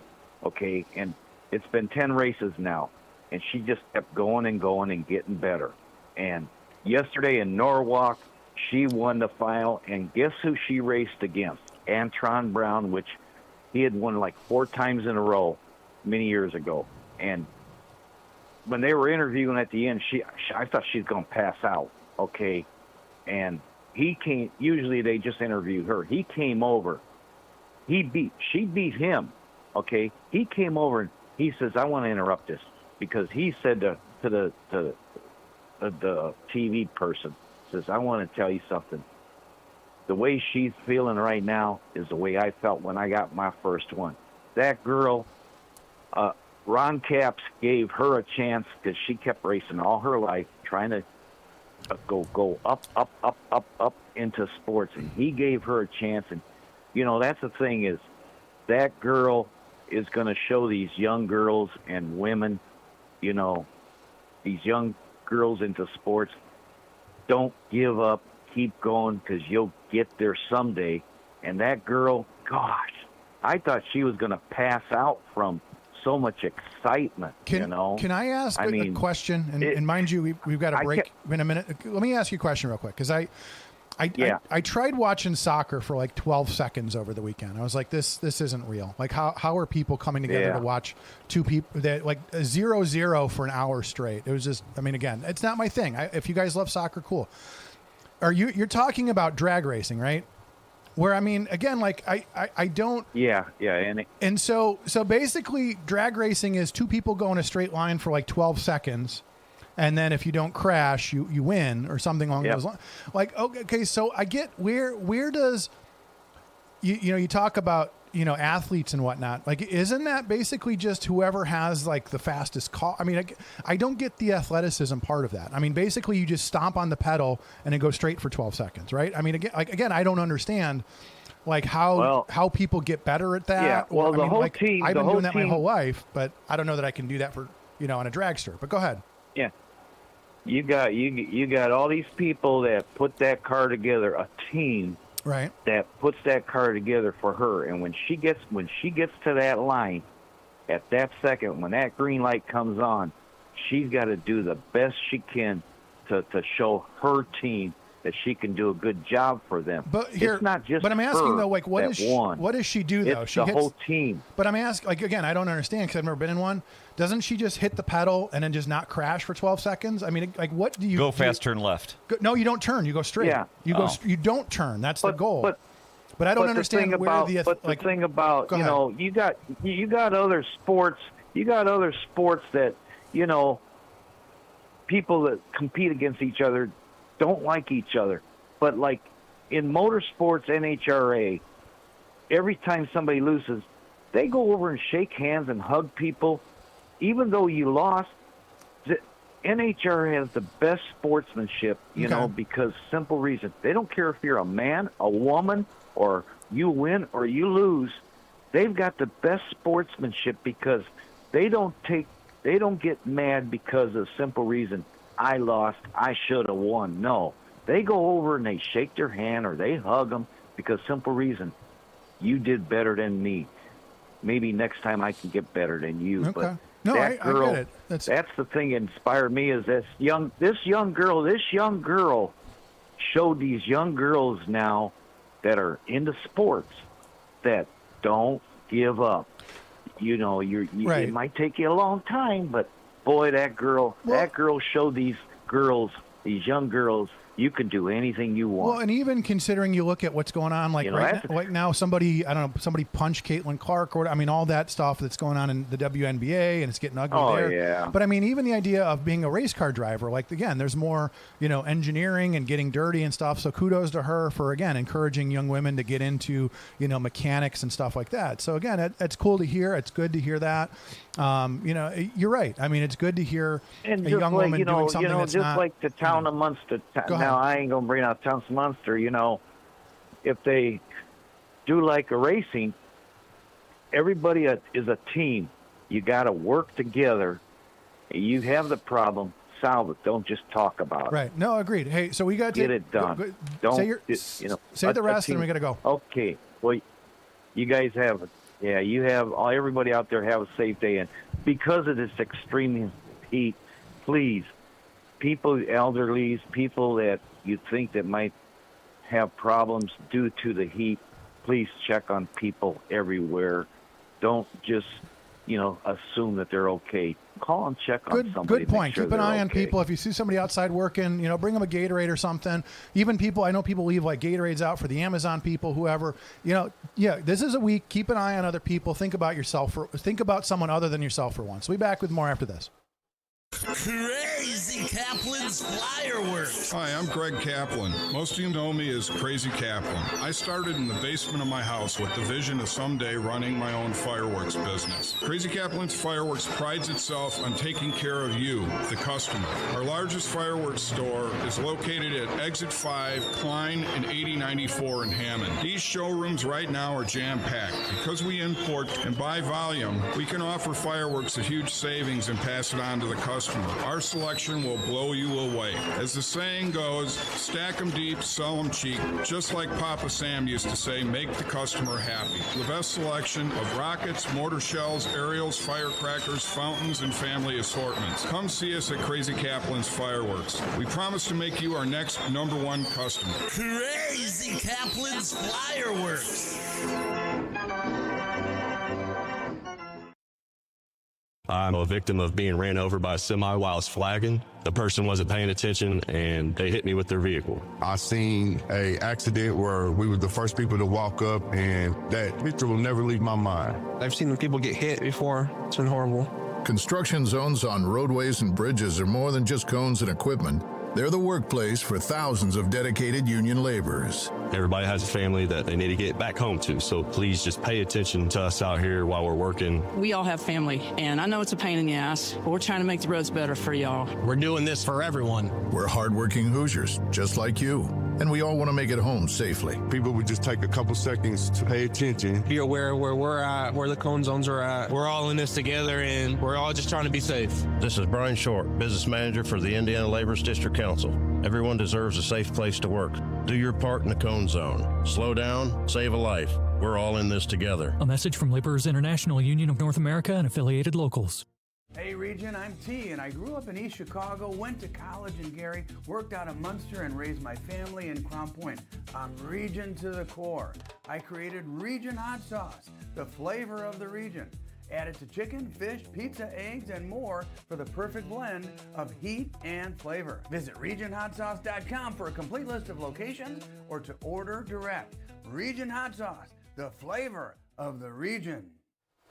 7:25 here on a, can we say blistery, balmy Monday morning here in the region. Why don't we take a quick look at traffic and the heat dome? Why do we have to do that? Well, it's because he'll yell at us if we don't. So, but again, traffic, as Dave said earlier, freakishly light here in the region. Do you have anything on, take a look at 8094, because we had, Dave was saying that there was an earlier incident with a truck in the ditch at about Clark Road. On between Clark and Grant. Westbound 80. Yeah. So we've got, keep an eye on that. If you're heading westbound on 80, there's a truck in the ditch. Expect some lane closures here shortly as they deal with that. Other than that, things looking fantastic in the region. 8094, 65 Skyway Toll Road, everything looking good except for that truck in the ditch. On the Indiana, at the Illinois side, Bishop Ford, super light going into the Dan Ryan. Dan Ryan's light, got a little tap of the brakes into the circle. Other than that, 80 looking good, 294, all the 94s looking good. I mean, everything looking good all around. If you see anything, give us a call. 219-845-1100. How about that weather? Good morning, everyone. Today we're at 81 degrees with highs of 91 and lows of 74. It's going to be partly sunny, hot, and humid. Then tomorrow and Tuesday we'll be having highs of 94 and lows of 74. It's going to be mostly sunny. Then Wednesday we'll be having highs of 96 and lows of 76. Should be hot and humid with blazing sunshine. There was so much potential with that last call. Here we are, trains and Holman Avenue, and council's not doing what they need to be doing, and just the world is coming to an end. There's a heat dome that's more than just Chuck's head. Wow. They started off, the last caller started off with, I want to talk about women. And I mean, literally, her finger. Did you? Lynette just went right for the dump button. Her finger went like a. She's like, I'm like, don't do it. No, not yet. Let's hear him out. Yeah, and then it wasn't what I expected, but.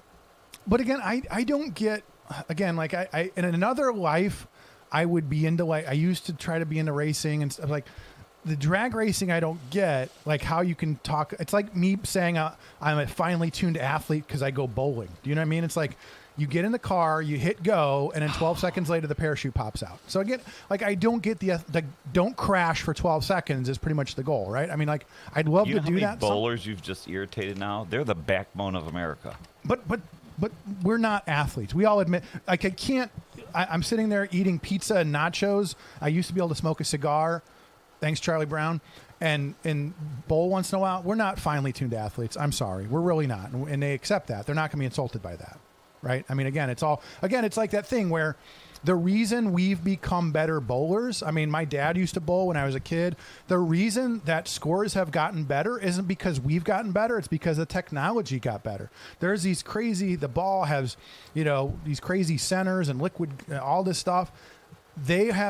Technology has made us better bowlers. We have not gotten They better. have new bowling balls? The balls have gotten crazy. I mean, and expensive, by the way. Again, you go back to 50 years ago, you just had this rosin ball and whatever, or urethane or whatever. And now we have these they have cores and you can change things and you can adjust it. That's why we've gotten better, because of the technology. We're still the same athletes we were 50 years ago. The technology has gotten better. Ergo, our scores have got. I see a 300 nearly every week now. That was unheard of a few decades ago. 300s are boring now because we just, they're so commonplace because of the technology. But I digress. Do you want to take some phone calls? Let's take a call. Good morning, caller. You're on the air. Good morning, Chuck. Good morning, Bob. Morning. Sir, how are you? Could we get a crawl?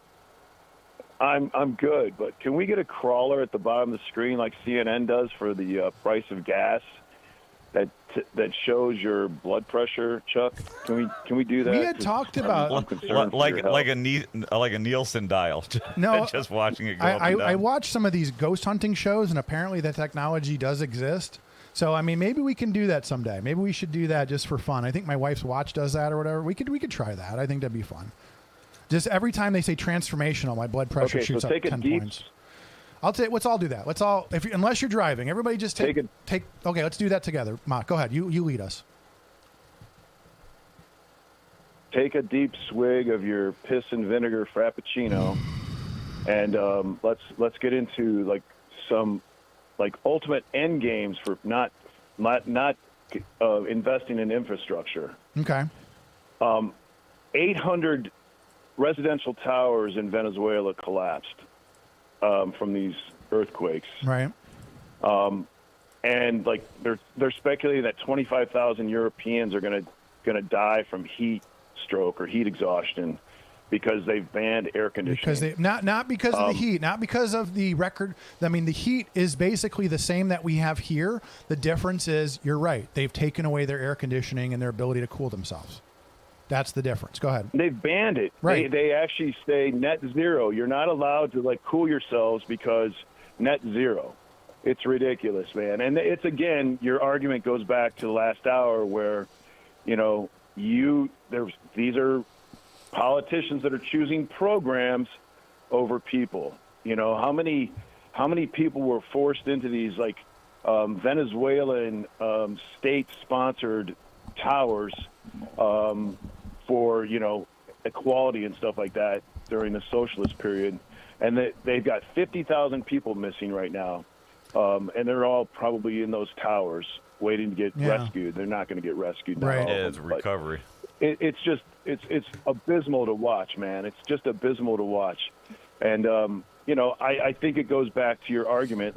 These people have chosen programs over infrastructure, over actually creating buildings that won't fall in a earthquake. But real quick though, that was a pretty nasty earthquake. Let's look at the flip side of that. When you go back to the rebuilding in Palisades in California, they've got people running, people that their homes were built on, old telephone poles for pilings, and now they're making them replace them with 60-foot caissons. There's people spending $2 million just to build the foundations of their homes because of this ridiculous government over-regulation. So again, this idea... And over-regulation, too many people in government. I think there's just way too many regulations. New York City is going to be a perfect example. It's a little petri dish, an experiment going on. They're now like freezing the rents. They're not going to see any investment in infrastructure in those buildings. Those buildings are going to deteriorate, and you're not going to see any new buildings built because of regulations. Too many regulations. Well, and then what's going to happen is in 10 years you're going to see a fire and something terrible happen in those buildings, and then they're all going to say, well, the greedy landlord didn't put any money into it. Because he's losing money being a landlord, and that's go ahead, Mont. And isn't that the whole game plan of Democrats? Create the problem, and then you politicize the results of the problem. Well, and then you're going to buy but don't forget, you're going to buy those buildings. They're going to buy those buildings for pennies on the dollar.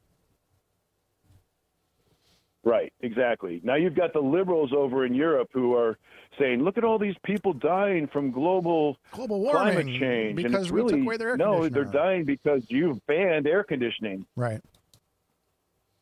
It's the politics of Democrats. It really is. But again, here's the thing, though, and again, I go But anyway, back to. hey, really quick story before I let you go. Go ahead. The current person winning the women's poker championship is actually a man. Is actually a woman with an extra appendage. Yeah. Yeah. That'll happen. It happens from time to time. That'll happen. But again, that'll work itself out eventually. I can't even. Mont, I was like, I'm trying to. I can't even. Okay. But no, I mean, going back to your earlier point, I mean, again, like I was watching what's going on in New York is that basically going back to like what Bob said about, the guys that actually know the utilities and that the engineers that know the expressways, they're advising the mayor and his team. They're like, guys, we need to work on this infrastructure. The guys that understand how the rental market works, they're like, sir, this rent freeze thing isn't going to work. And here's why. The people that know what they're talking about are advising this group of, kids. And they're like, no, we don't believe you. We don't want to do that. Like, we don't want to fix the highways. We don't believe you. You're wrong. We're going to do it our way. And like you said, that's a great experiment. We'll see how it works out. Ignore the experts, do things your way, and see how it works. And I had no idea. Like I said, I did this deep dive on just sort of neglected New York infrastructure. They need to invest billions and billions and billions just to keep things where they are now, and they're just ignoring it. The city's just going, nope, we're done. We're not spending any money. We're not spending any money on these infrastructure projects. Everything that was damaged, like the salt water during the hurricane, we'll get to it eventually. Like, they're just ignoring infrastructure while the media is going, oh, look at this. Look how cute. He jumped into the pool, right? I mean, again, that is going to come back to bite them so hard. And people are like, Chuck, why is this your problem? I say, look at Chicago. Why did everybody move here? Why did Dyer and St. John and every place double in size? Because of the failures of Chicago and Illinois government have affected us here in the region, and New York's no different. And the other problem is eventually, depending on who wins the presidency, places like New York City, you're going to get billions and billions of bailouts from D.C. because they're going to go, look, nobody could have seen this coming. Our infrastructure's crumbling. We need money. And somebody's going to write them a blank check to do it. Because same thing with Illinois. You move your money around, you play the shell game, the voodoo economics, and then you go, oh, woe is me, we have no money for infrastructure, and somebody will write you a check. A country $39 trillion in debt. You want to take another call? Let's do that. We're good? Jim, are you going to join us this morning? There's a text message. We have a guest at 8:05. You don't, I do. You have a guest. Okay, well. 15 minutes. So we've got 20. Do you want to just... Okay. Do you want to just take a break now then? We'll do a break, and do I have permission? We're going to take an early break. We'll do a full segment, and then 8:05. I'm just asking because I'm just the monkey here. Go ahead. Let's take a break. We'll be back with more after this. I'm a victim of being ran over by a semi while I was flagging. The person wasn't paying attention, and they hit me with their vehicle. I seen a accident where we were the first people to walk up, and that picture will never leave my mind. I've seen people get hit before. It's been horrible. Construction zones on roadways and bridges are more than just cones and equipment. They're the workplace for thousands of dedicated union laborers. Everybody has a family that they need to get back home to. So please just pay attention to us out here while we're working. We all have family, and I know it's a pain in the ass, but we're trying to make the roads better for y'all. We're doing this for everyone. We're hardworking Hoosiers, just like you. And we all want to make it home safely. People would just take a couple seconds to pay attention. Be aware of where we're at, where the cone zones are at. We're all in this together, and we're all just trying to be safe. This is Brian Short, business manager for the Indiana Laborers District Council. Everyone deserves a safe place to work. Do your part in the cone zone. Slow down, save a life. We're all in this together. A message from Laborers International Union of North America and affiliated locals. Tech Credit Union supports the essential role of union labor in building strong communities. That's why we offer hassle-free banking, financial empowerment, and a commitment to your success. Save for the future, handle life's challenges, and trust a partner that stands by hardworking union members. Tech Credit Union, the better option for you and your money. Visit techcu.org or call 800-276-8324. Tech Credit Union, supporting union families every step of the way. Enjoy the taste of summer at the Farmers Market at Fox Point. Every Tuesday from 9 to 1, shop locally grown fresh produce, delicious baked goods, artisanal treats, and local culinary creations. Just minutes from I-8094, the Farmers Market at Fox Point in Lansing, Illinois is a perfect spot to hear acoustic musicians, stretch with morning yoga, and enjoy community fun throughout the season. To see all vendors and entertainment, visit foxpoint.org. That's point with an E, foxpoint.org. Back. Welcome back. Northwest Indiana. It is 7:39 here in the region. So we asked a Munster resident to join us. So he'll be sitting in here momentarily. He's going to have somebody at 8:05. So go ahead. Who's coming at 8:05? Did you guys just come back without traffic and weather? Oh, it's freakishly late. They're doing odd breaks today. It's okay. Okay, we'll do traffic. Everything's fine. No, so we have a Dave called in earlier to let us know that westbound 80 at about Grant, there's a truck in the ditch. Bob, you want to check on that real quick and see if there's any lane closures yet? So this just in, the ditch is still there. The ditch is still there. The truck is still there. Other than that, 80, 94, 65, Skyway told her everything looking good except for westbound 80 at Clark. Expect some delays as they pull that truck out of the ditch. Bishop Ford and the Dan Ryan looking good. Dan Ryan, everything just freakishly like Dan Ryan on in. Might not even tap the brakes to get to the circle. 80 east and west on Illinois looking good. 294, everything just looking fantastic. I think everybody just took the day off because they didn't want to deal with the heat dome that Lynette's going to tell us about. Good morning, everyone. Today we're at 81 degrees with highs of 91 and lows of 74. It's going to be partly sunny, hot, and humid. Then tomorrow on Tuesday, we'll be having highs of 94 and lows of 74. It should be mostly sunny with toasty conditions. And then Wednesday, we'll be having highs of 96 and lows of 76. It's going to be hot and humid with blazing sunshine. We don't do that anymore. What was the high tomorrow? What, you said the low of? For which day? 76? Today? No, what day is it going to be 76? Say that again. Oh, Wednesday is going to be low of 76. Yeah. You haven't done that in a while. That used to be our thing. And we can't play it on the radio anymore because of YouTube, and everybody has no idea what we're talking about but us, and that's fantastic. So, so heat dome until 4th of July. Check on people, check on the neighbors, make sure everybody's, not dehydrating. So is it going to get really, really bad? I mean, in Chicago where... I don't think so. Freezer dude, trucks? I'm a fat guy. It's already really, really bad.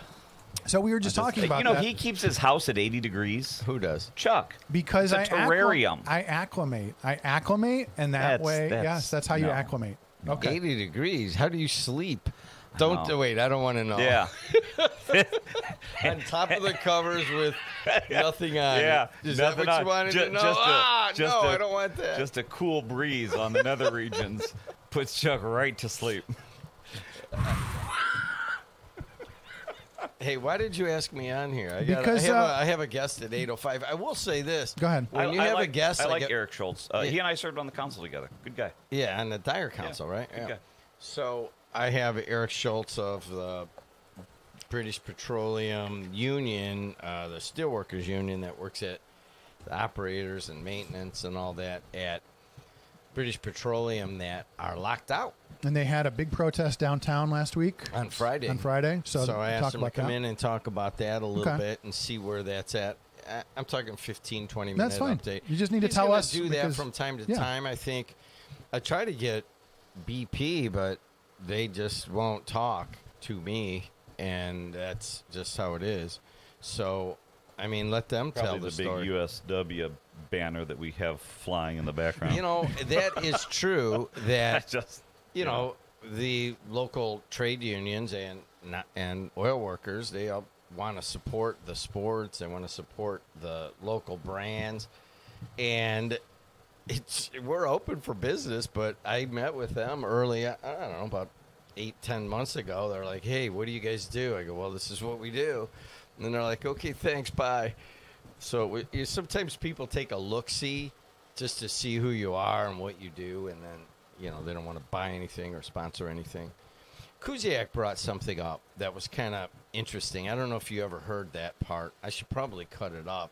He said there was some sort of a kind of an unspoken arrangement between the heavy industry and the local communities, that they would give a lot back to the local communities, that they knew that the guys who worked there probably weren't going to live as long, that the local community was in danger a lot of times, and just in general for being next to such flammable and, you know, questionable products. And everybody was happy with that. And then all of a sudden that has been upended. And I don't know, we'll let Eric Schultz talk about it, but I never really thought about it until Kuz was saying that. And I'm like, you know what? There is kind of an unspoken tryst. I hate to use such a medieval language, but that's kind of where it's at. Okay, why don't we save all that for 8:05? Let's talk about Munster a little bit. What's going on in Munster? So we had a caller earlier.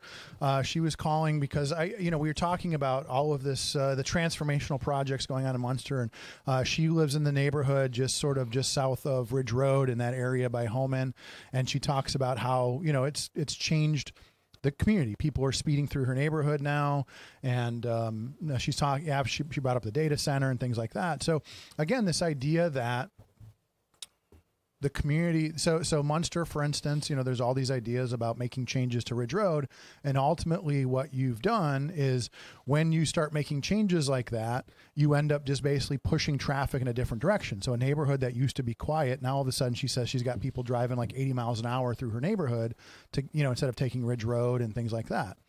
So that becomes sort of this fundamental question. We talked earlier about the Ridge Road train station, that entire block that was torn down for emergency green space that became a parking lot. And you know, again, going back to my experiences living in Munster and why I left, and I just sort of talked about these ideas that start popping up in the community, that they want us, you know, they start focusing more on traffic calming and bike trails and less on infrastructure. I am also here. Sorry. Can I make an inappropriate joke since you already brought up? I'm also the fat guy here. I'm also the fat guy here. What is happening in Munster? And I haven't spoken to any of the council members yet. I'll reach out to them to see what's going on, because there are clearly a couple different sides. I don't think what's happening in Munster right now has anything to do with the trains or Ridge Road. I think it is just, election season is upon us, and you've got, I think both sides are starting to peacock a little bit to see what they can do. But I'm also, though, I'm saying bigger picture. Again, I lived in Munster. Oh, no. And people are saying, why are you guys talking about Munster? This is bigger than Munster. This is bigger. This is talking about everything. I mean, every community in the region. You go back to, I mean, look at what's happening. I mean, even places like Carmel and all those places down there. And I mean, again, there's this, you know, there's these ideologies of, do you want a transformational community? Do you want to bring in all these ideas, or do you want to just have a sleepy community? When we have this unique problem in the region of, we have all of this growth because of our dysfunctional neighbor to the west. You have all these people moving in, whether we like it or not. In St. John, we're constantly arguing about, should we approve another neighborhood? Should we approve another? You know, they're making these neighbors, these communities, you know, they're cramming them in as tight as possible. They're talking about one point about like row houses and stuff like you'd have in Chicago, because so many people want to move here. We have nowhere to put them. And that's a constant struggle. That's bigger than Munster. It's bigger than St. John. It's this bigger discussion about, lots of people want to move here. Where are we going to put them? How is it going to affect traffic? Is another train going to solve the problem? Is, you know, rebuilding Ridge Road going to solve the problem? And then, of course, Jim, we talk about, you always want to talk about drainage and the Little Cow and all of these things. So when it's not one little piece, it's a big picture that we need to talk about with the region, not just Munster and, one thing. It's a big piece. It's a big piece of a bigger puzzle that we don't talk enough about. Why are you dissing me for always wanting to talk about drainage? Because because we talked earlier, like Dave called in and I talked about it's Dave. a big thing. It is here. a big thing. And we talked about Dave called in and I talked Jet in the stupid water. He talks about, infrastructure isn't sexy. And even I remember years ago when I was on with Harlow, I started talking about how we neglect drainage, and George Van Til called. I just out of the blue, and I was like, hey, George, again, because that was an issue that's important. It was important to him.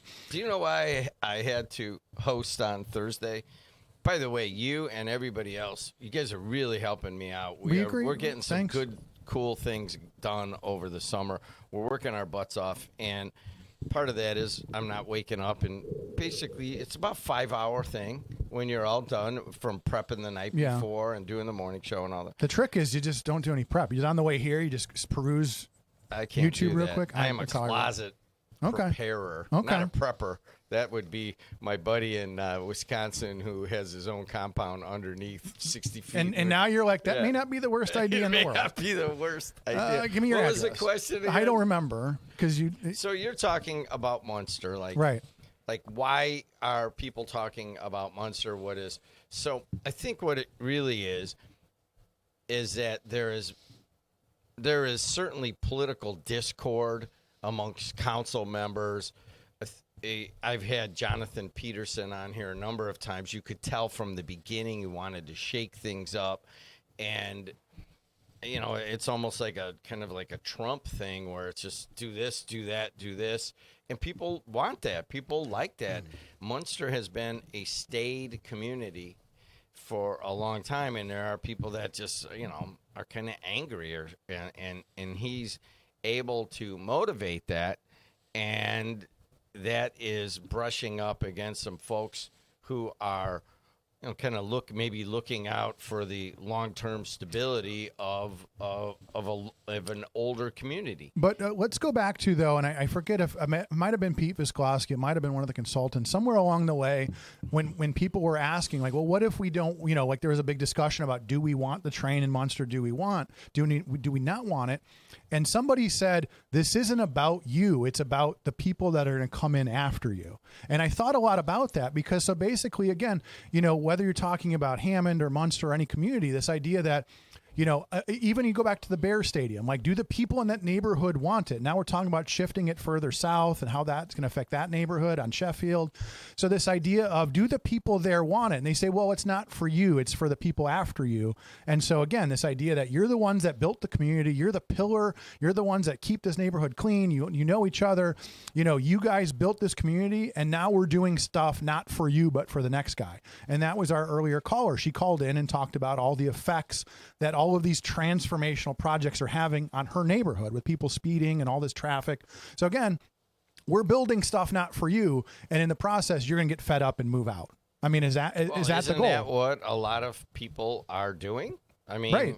But again, is that fair? St. John? Is that fair to somebody to say, hey, you helped build this community, now you get out so the next guy can come in because we built something that affects. But they can't come in because if they move that train south, first off, over my dead body, by the way. The amount of homes that you're going to have to take in Dyer, Nick D, talk to us first. I mean, the answer is going to be no, but just be fine. There's been nothing transformational about this train. You should ride it today and give it a shot. Oh wait! Oh yeah! Oh no! You can't. The train's broken all week. It only shifted the riders. It didn't increase the riders. It's fine. I mean, Jim doesn't want to talk about the train. Why don't we take a call? So no. Go ahead. Hold on. Let's talk about the change that is happening. I'm watching. I don't know the guys on not Meet the Press, but some sort of Sunday show yesterday, and the governor of Ohio, what's his name again? DeWine or something like that. You don't Google know. them. Anyways, he comes on and he's like, hey, I'm all for tight borders and so forth, but if you're going to send 350,000 Haitians back, you are going to blot out the growth in Ohio because they're doing a lot of the work that nobody else wants to do, that there's a ton of Haitians in Ohio, right? And he said something that I didn't realize. He goes, we are experiencing unbelievable growth here in the Midwest, right? He goes, and all you're going to do, it's a job killer for everybody else that you kick out a bunch of Haitians. And I don't have any real, you could figure out immigration. Nobody ever has, so keep going. But that made me think, I'm like, we are not alone in dealing with growth. Look at Starkey and all of his Dyer guys. They were here the other day. Lane, Hine, and Starkey was on the air, and I'm out there joking with them that, gosh, when I was growing up, it was like Munster was the kind of stable community that had, Woodmar Country Club members leading it, and it was, you didn't question that if you wanted something, you had to go through a process. People didn't yell at each other. And now they there's didn't a big go old change going on social media and go nuts. It was now look at Dyer's like the stable community right up against the state line with stable leaders that have been there a long time. Sixth safest community in Indiana. Yeah, the safest community. Sixth safest. And then Munster is like kind of like in a weird way has turned a little bit like East Chicago. People yelling at each other. People. There's the leadership changes regularly. What is it? The town manager, public works director, police chief, and I think somebody. Well, and that's a tough one. And oftentimes I hate to speak about another municipality until I've spoken with their council members. Which you're doing today. And you should. You're right to the south of Munster. Just because it's nice to know from their perspective because social media is an awful place to get most of your news. Hearsay is awful. But I will say, and I mentioned this on Friday with St. John, you talk about stable communities. When St. John had, 3 town managers in 24 months. Now I think Munster is going to have the same track record. When you have that, and then you go, someone mentioned that Munster spent $25 grand on a nationwide search for town manager, and they're going to have to do that again. Well, at some point, word's going to get out that, hey, if I'm a professional, I really know what I'm doing. Do I want to go to a community that is so volatile that, am I going to last it? I'm going to move here contract? And then, be out in 2 years. But look at the stability all around it. Yeah. I mean, why is there so much interest in Indiana? Well, that is, or Northwest Indiana, that's factors outside of our control. That's the lower taxes, it's lower, better quality of life at a lower price, basically. But what things happened that allowed this to go along? I know that people aren't going to like this comment, but one of the factors of where we are now with this explosive growth is the cleaning up of the government and of throwing people in jail probably way over what they deserve to go to jail for, if you ask me. But I was like, at the time, I'm like, man, they're going to clean this out and they're going to go to the, bare knuckles area. And then all of a sudden people are going to know, hey, this is a clean area to relatively clean. You don't have to come with a paper bag full of money to get something done like you used to. Okay? So it's a cleaner area.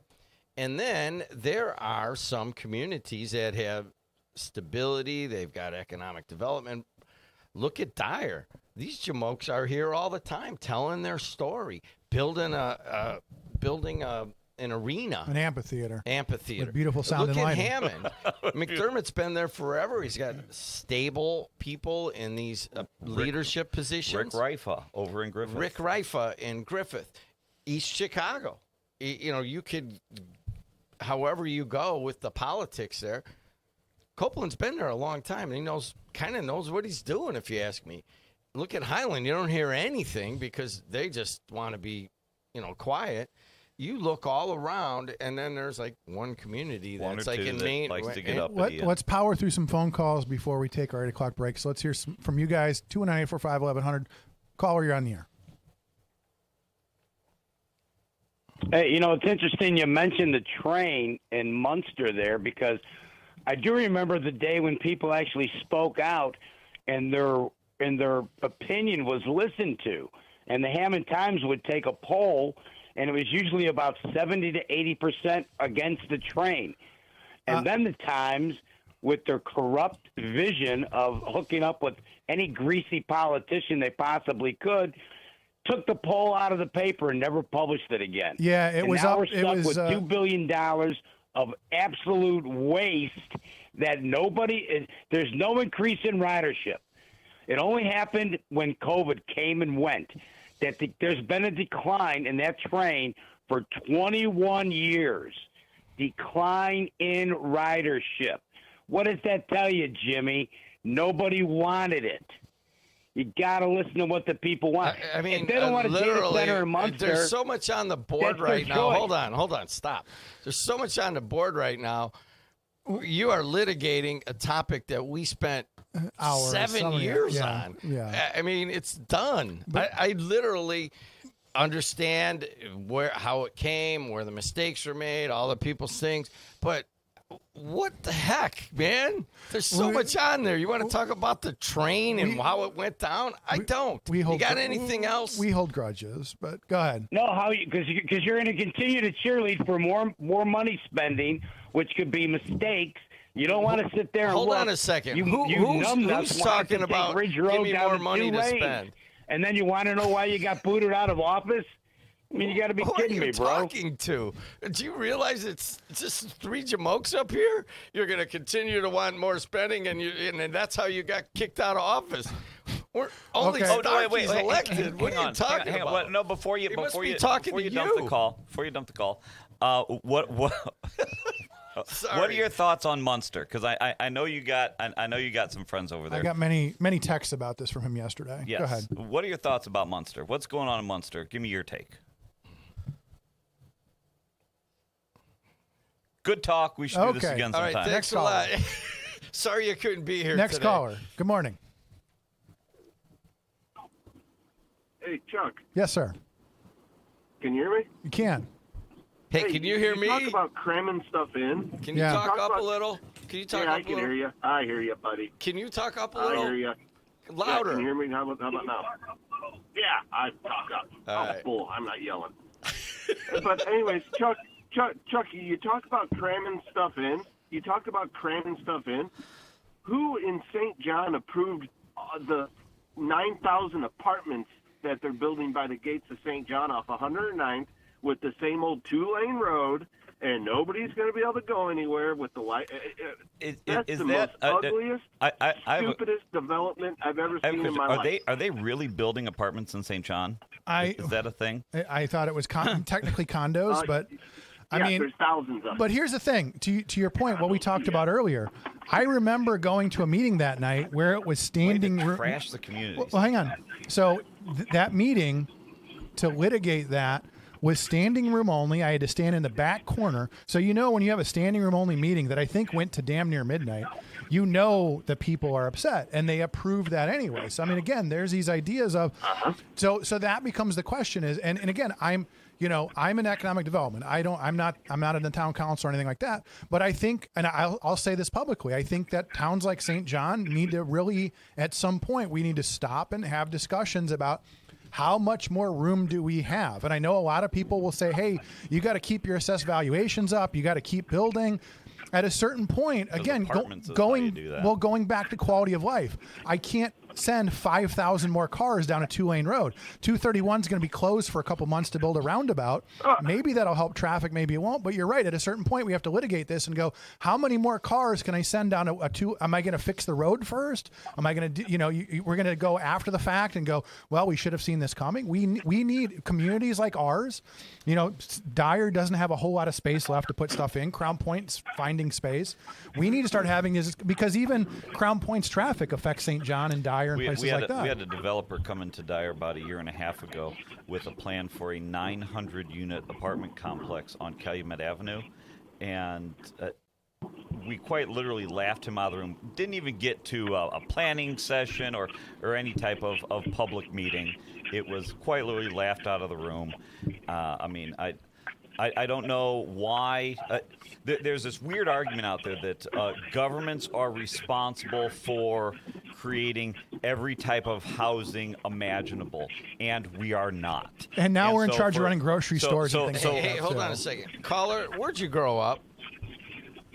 Yes. Where'd you grow up? Dyer, my whole life. I've lived in Dyer since 1986. And do you still live in Dyer?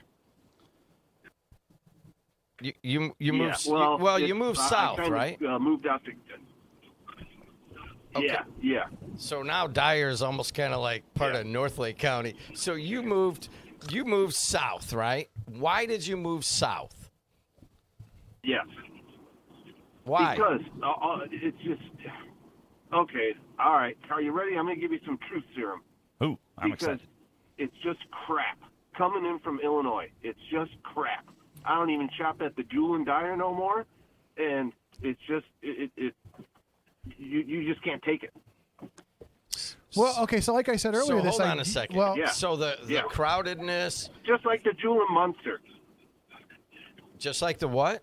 The Jewel and Munster. Well, what we talked about earlier is that when everything is so much, everything is again this idea that everything is 20% cheaper on this side of the border. So everybody takes any opportunity they can, come across the border, get gas, go grocery shopping, buy all the things that are significantly cheaper here, and it just again on Ridge Road, they're all going to come down Ridge Road or Route 30. Route 30 is gridlocked most afternoons. So again, you have not only we have people moving here, but then people coming here to shop because of our dysfunctional neighbor. And then people go, well, why does what they're doing affect me? It absolutely affects us every day. Hey, caller, don't. Yeah, it does.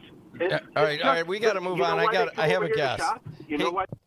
Go ahead, finish up. You say you have a last comment. I think we lost him. Okay. All right, hold on a second. Go ahead. So, you see, we are not set up for this kind of attention and growth. Right. We're just not. We weren't have 19, prepared for it. We have, as Reardon used to say, 19 overlapping taxing municipalities. Yeah. And I told him he never could say that, but I get the idea.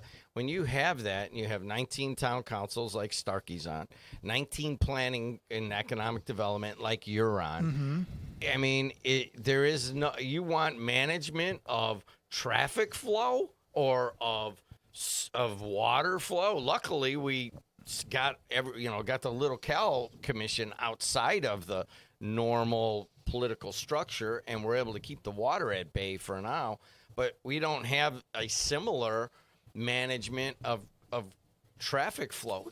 I drove the other day to my cousin's house, and I drove yesterday to a South County graduation. How in the hell does it take me 47 minutes to get to southwest Valparaiso and you, on a Sunday? And you were here when there was nothing here between here and there. I used to play catch on Calumet Avenue at 10:30 at night. So and you have to wait for one car to go. And so one of the things I brought up earlier in the show is this idea of instead of the politicians getting together and having luncheons, maybe we should get public works and planning. Again, this is my issue like with NERPC and the RDA. They spend all this time talking about big projects. Let's build another convention center. Let's build it. Let's talk about the train. And let's talk about another bike trail. Let's not get together and talk about, regional planning, which is, kind of in your name. That's the whole point, is that we spend so much time talking about the next big shiny object, and we never get together and go, hey, can we do the basic things better? Water, snow, garbage. Can we do these basic things better and then worry about the bike trail? Do you need to is he ready? You're listening to WJOB 1230 AM 104.7. Yeah, he's going to be on Zoom. Okay. Yeah, he's going to be on Zoom. Zoom. So we'll take a break. So I'll have Schultz. You guys will get out of here. Yeah, I'll do a one-person interview with him, and then I'll cut it into a WJOB spotlight, and we'll play the crap out of it. But I've got Eric Schultz, the head of Local 7-1 of the Steelworkers at British Petroleum, and they're locked out, and we're going to see what he has to say. Thank you for the discussion. Thank you for serving on your various town leadership, and then thank you for hosting in the morning. And thank you, Thank Chuck. you for your service. Thank you, Chuck. Thank you, Jim. No, thank you. Thank you, Lynette. Thank you, Lynette. Thank you, Lynette. Thank you. Thank you. Thank you, Ted. Just forget it. Just goodbye. Before Notre Dame Federal Credit Union, we were being charged various maintenance fees and various check writing fees for all of our accounts. And with Notre Dame,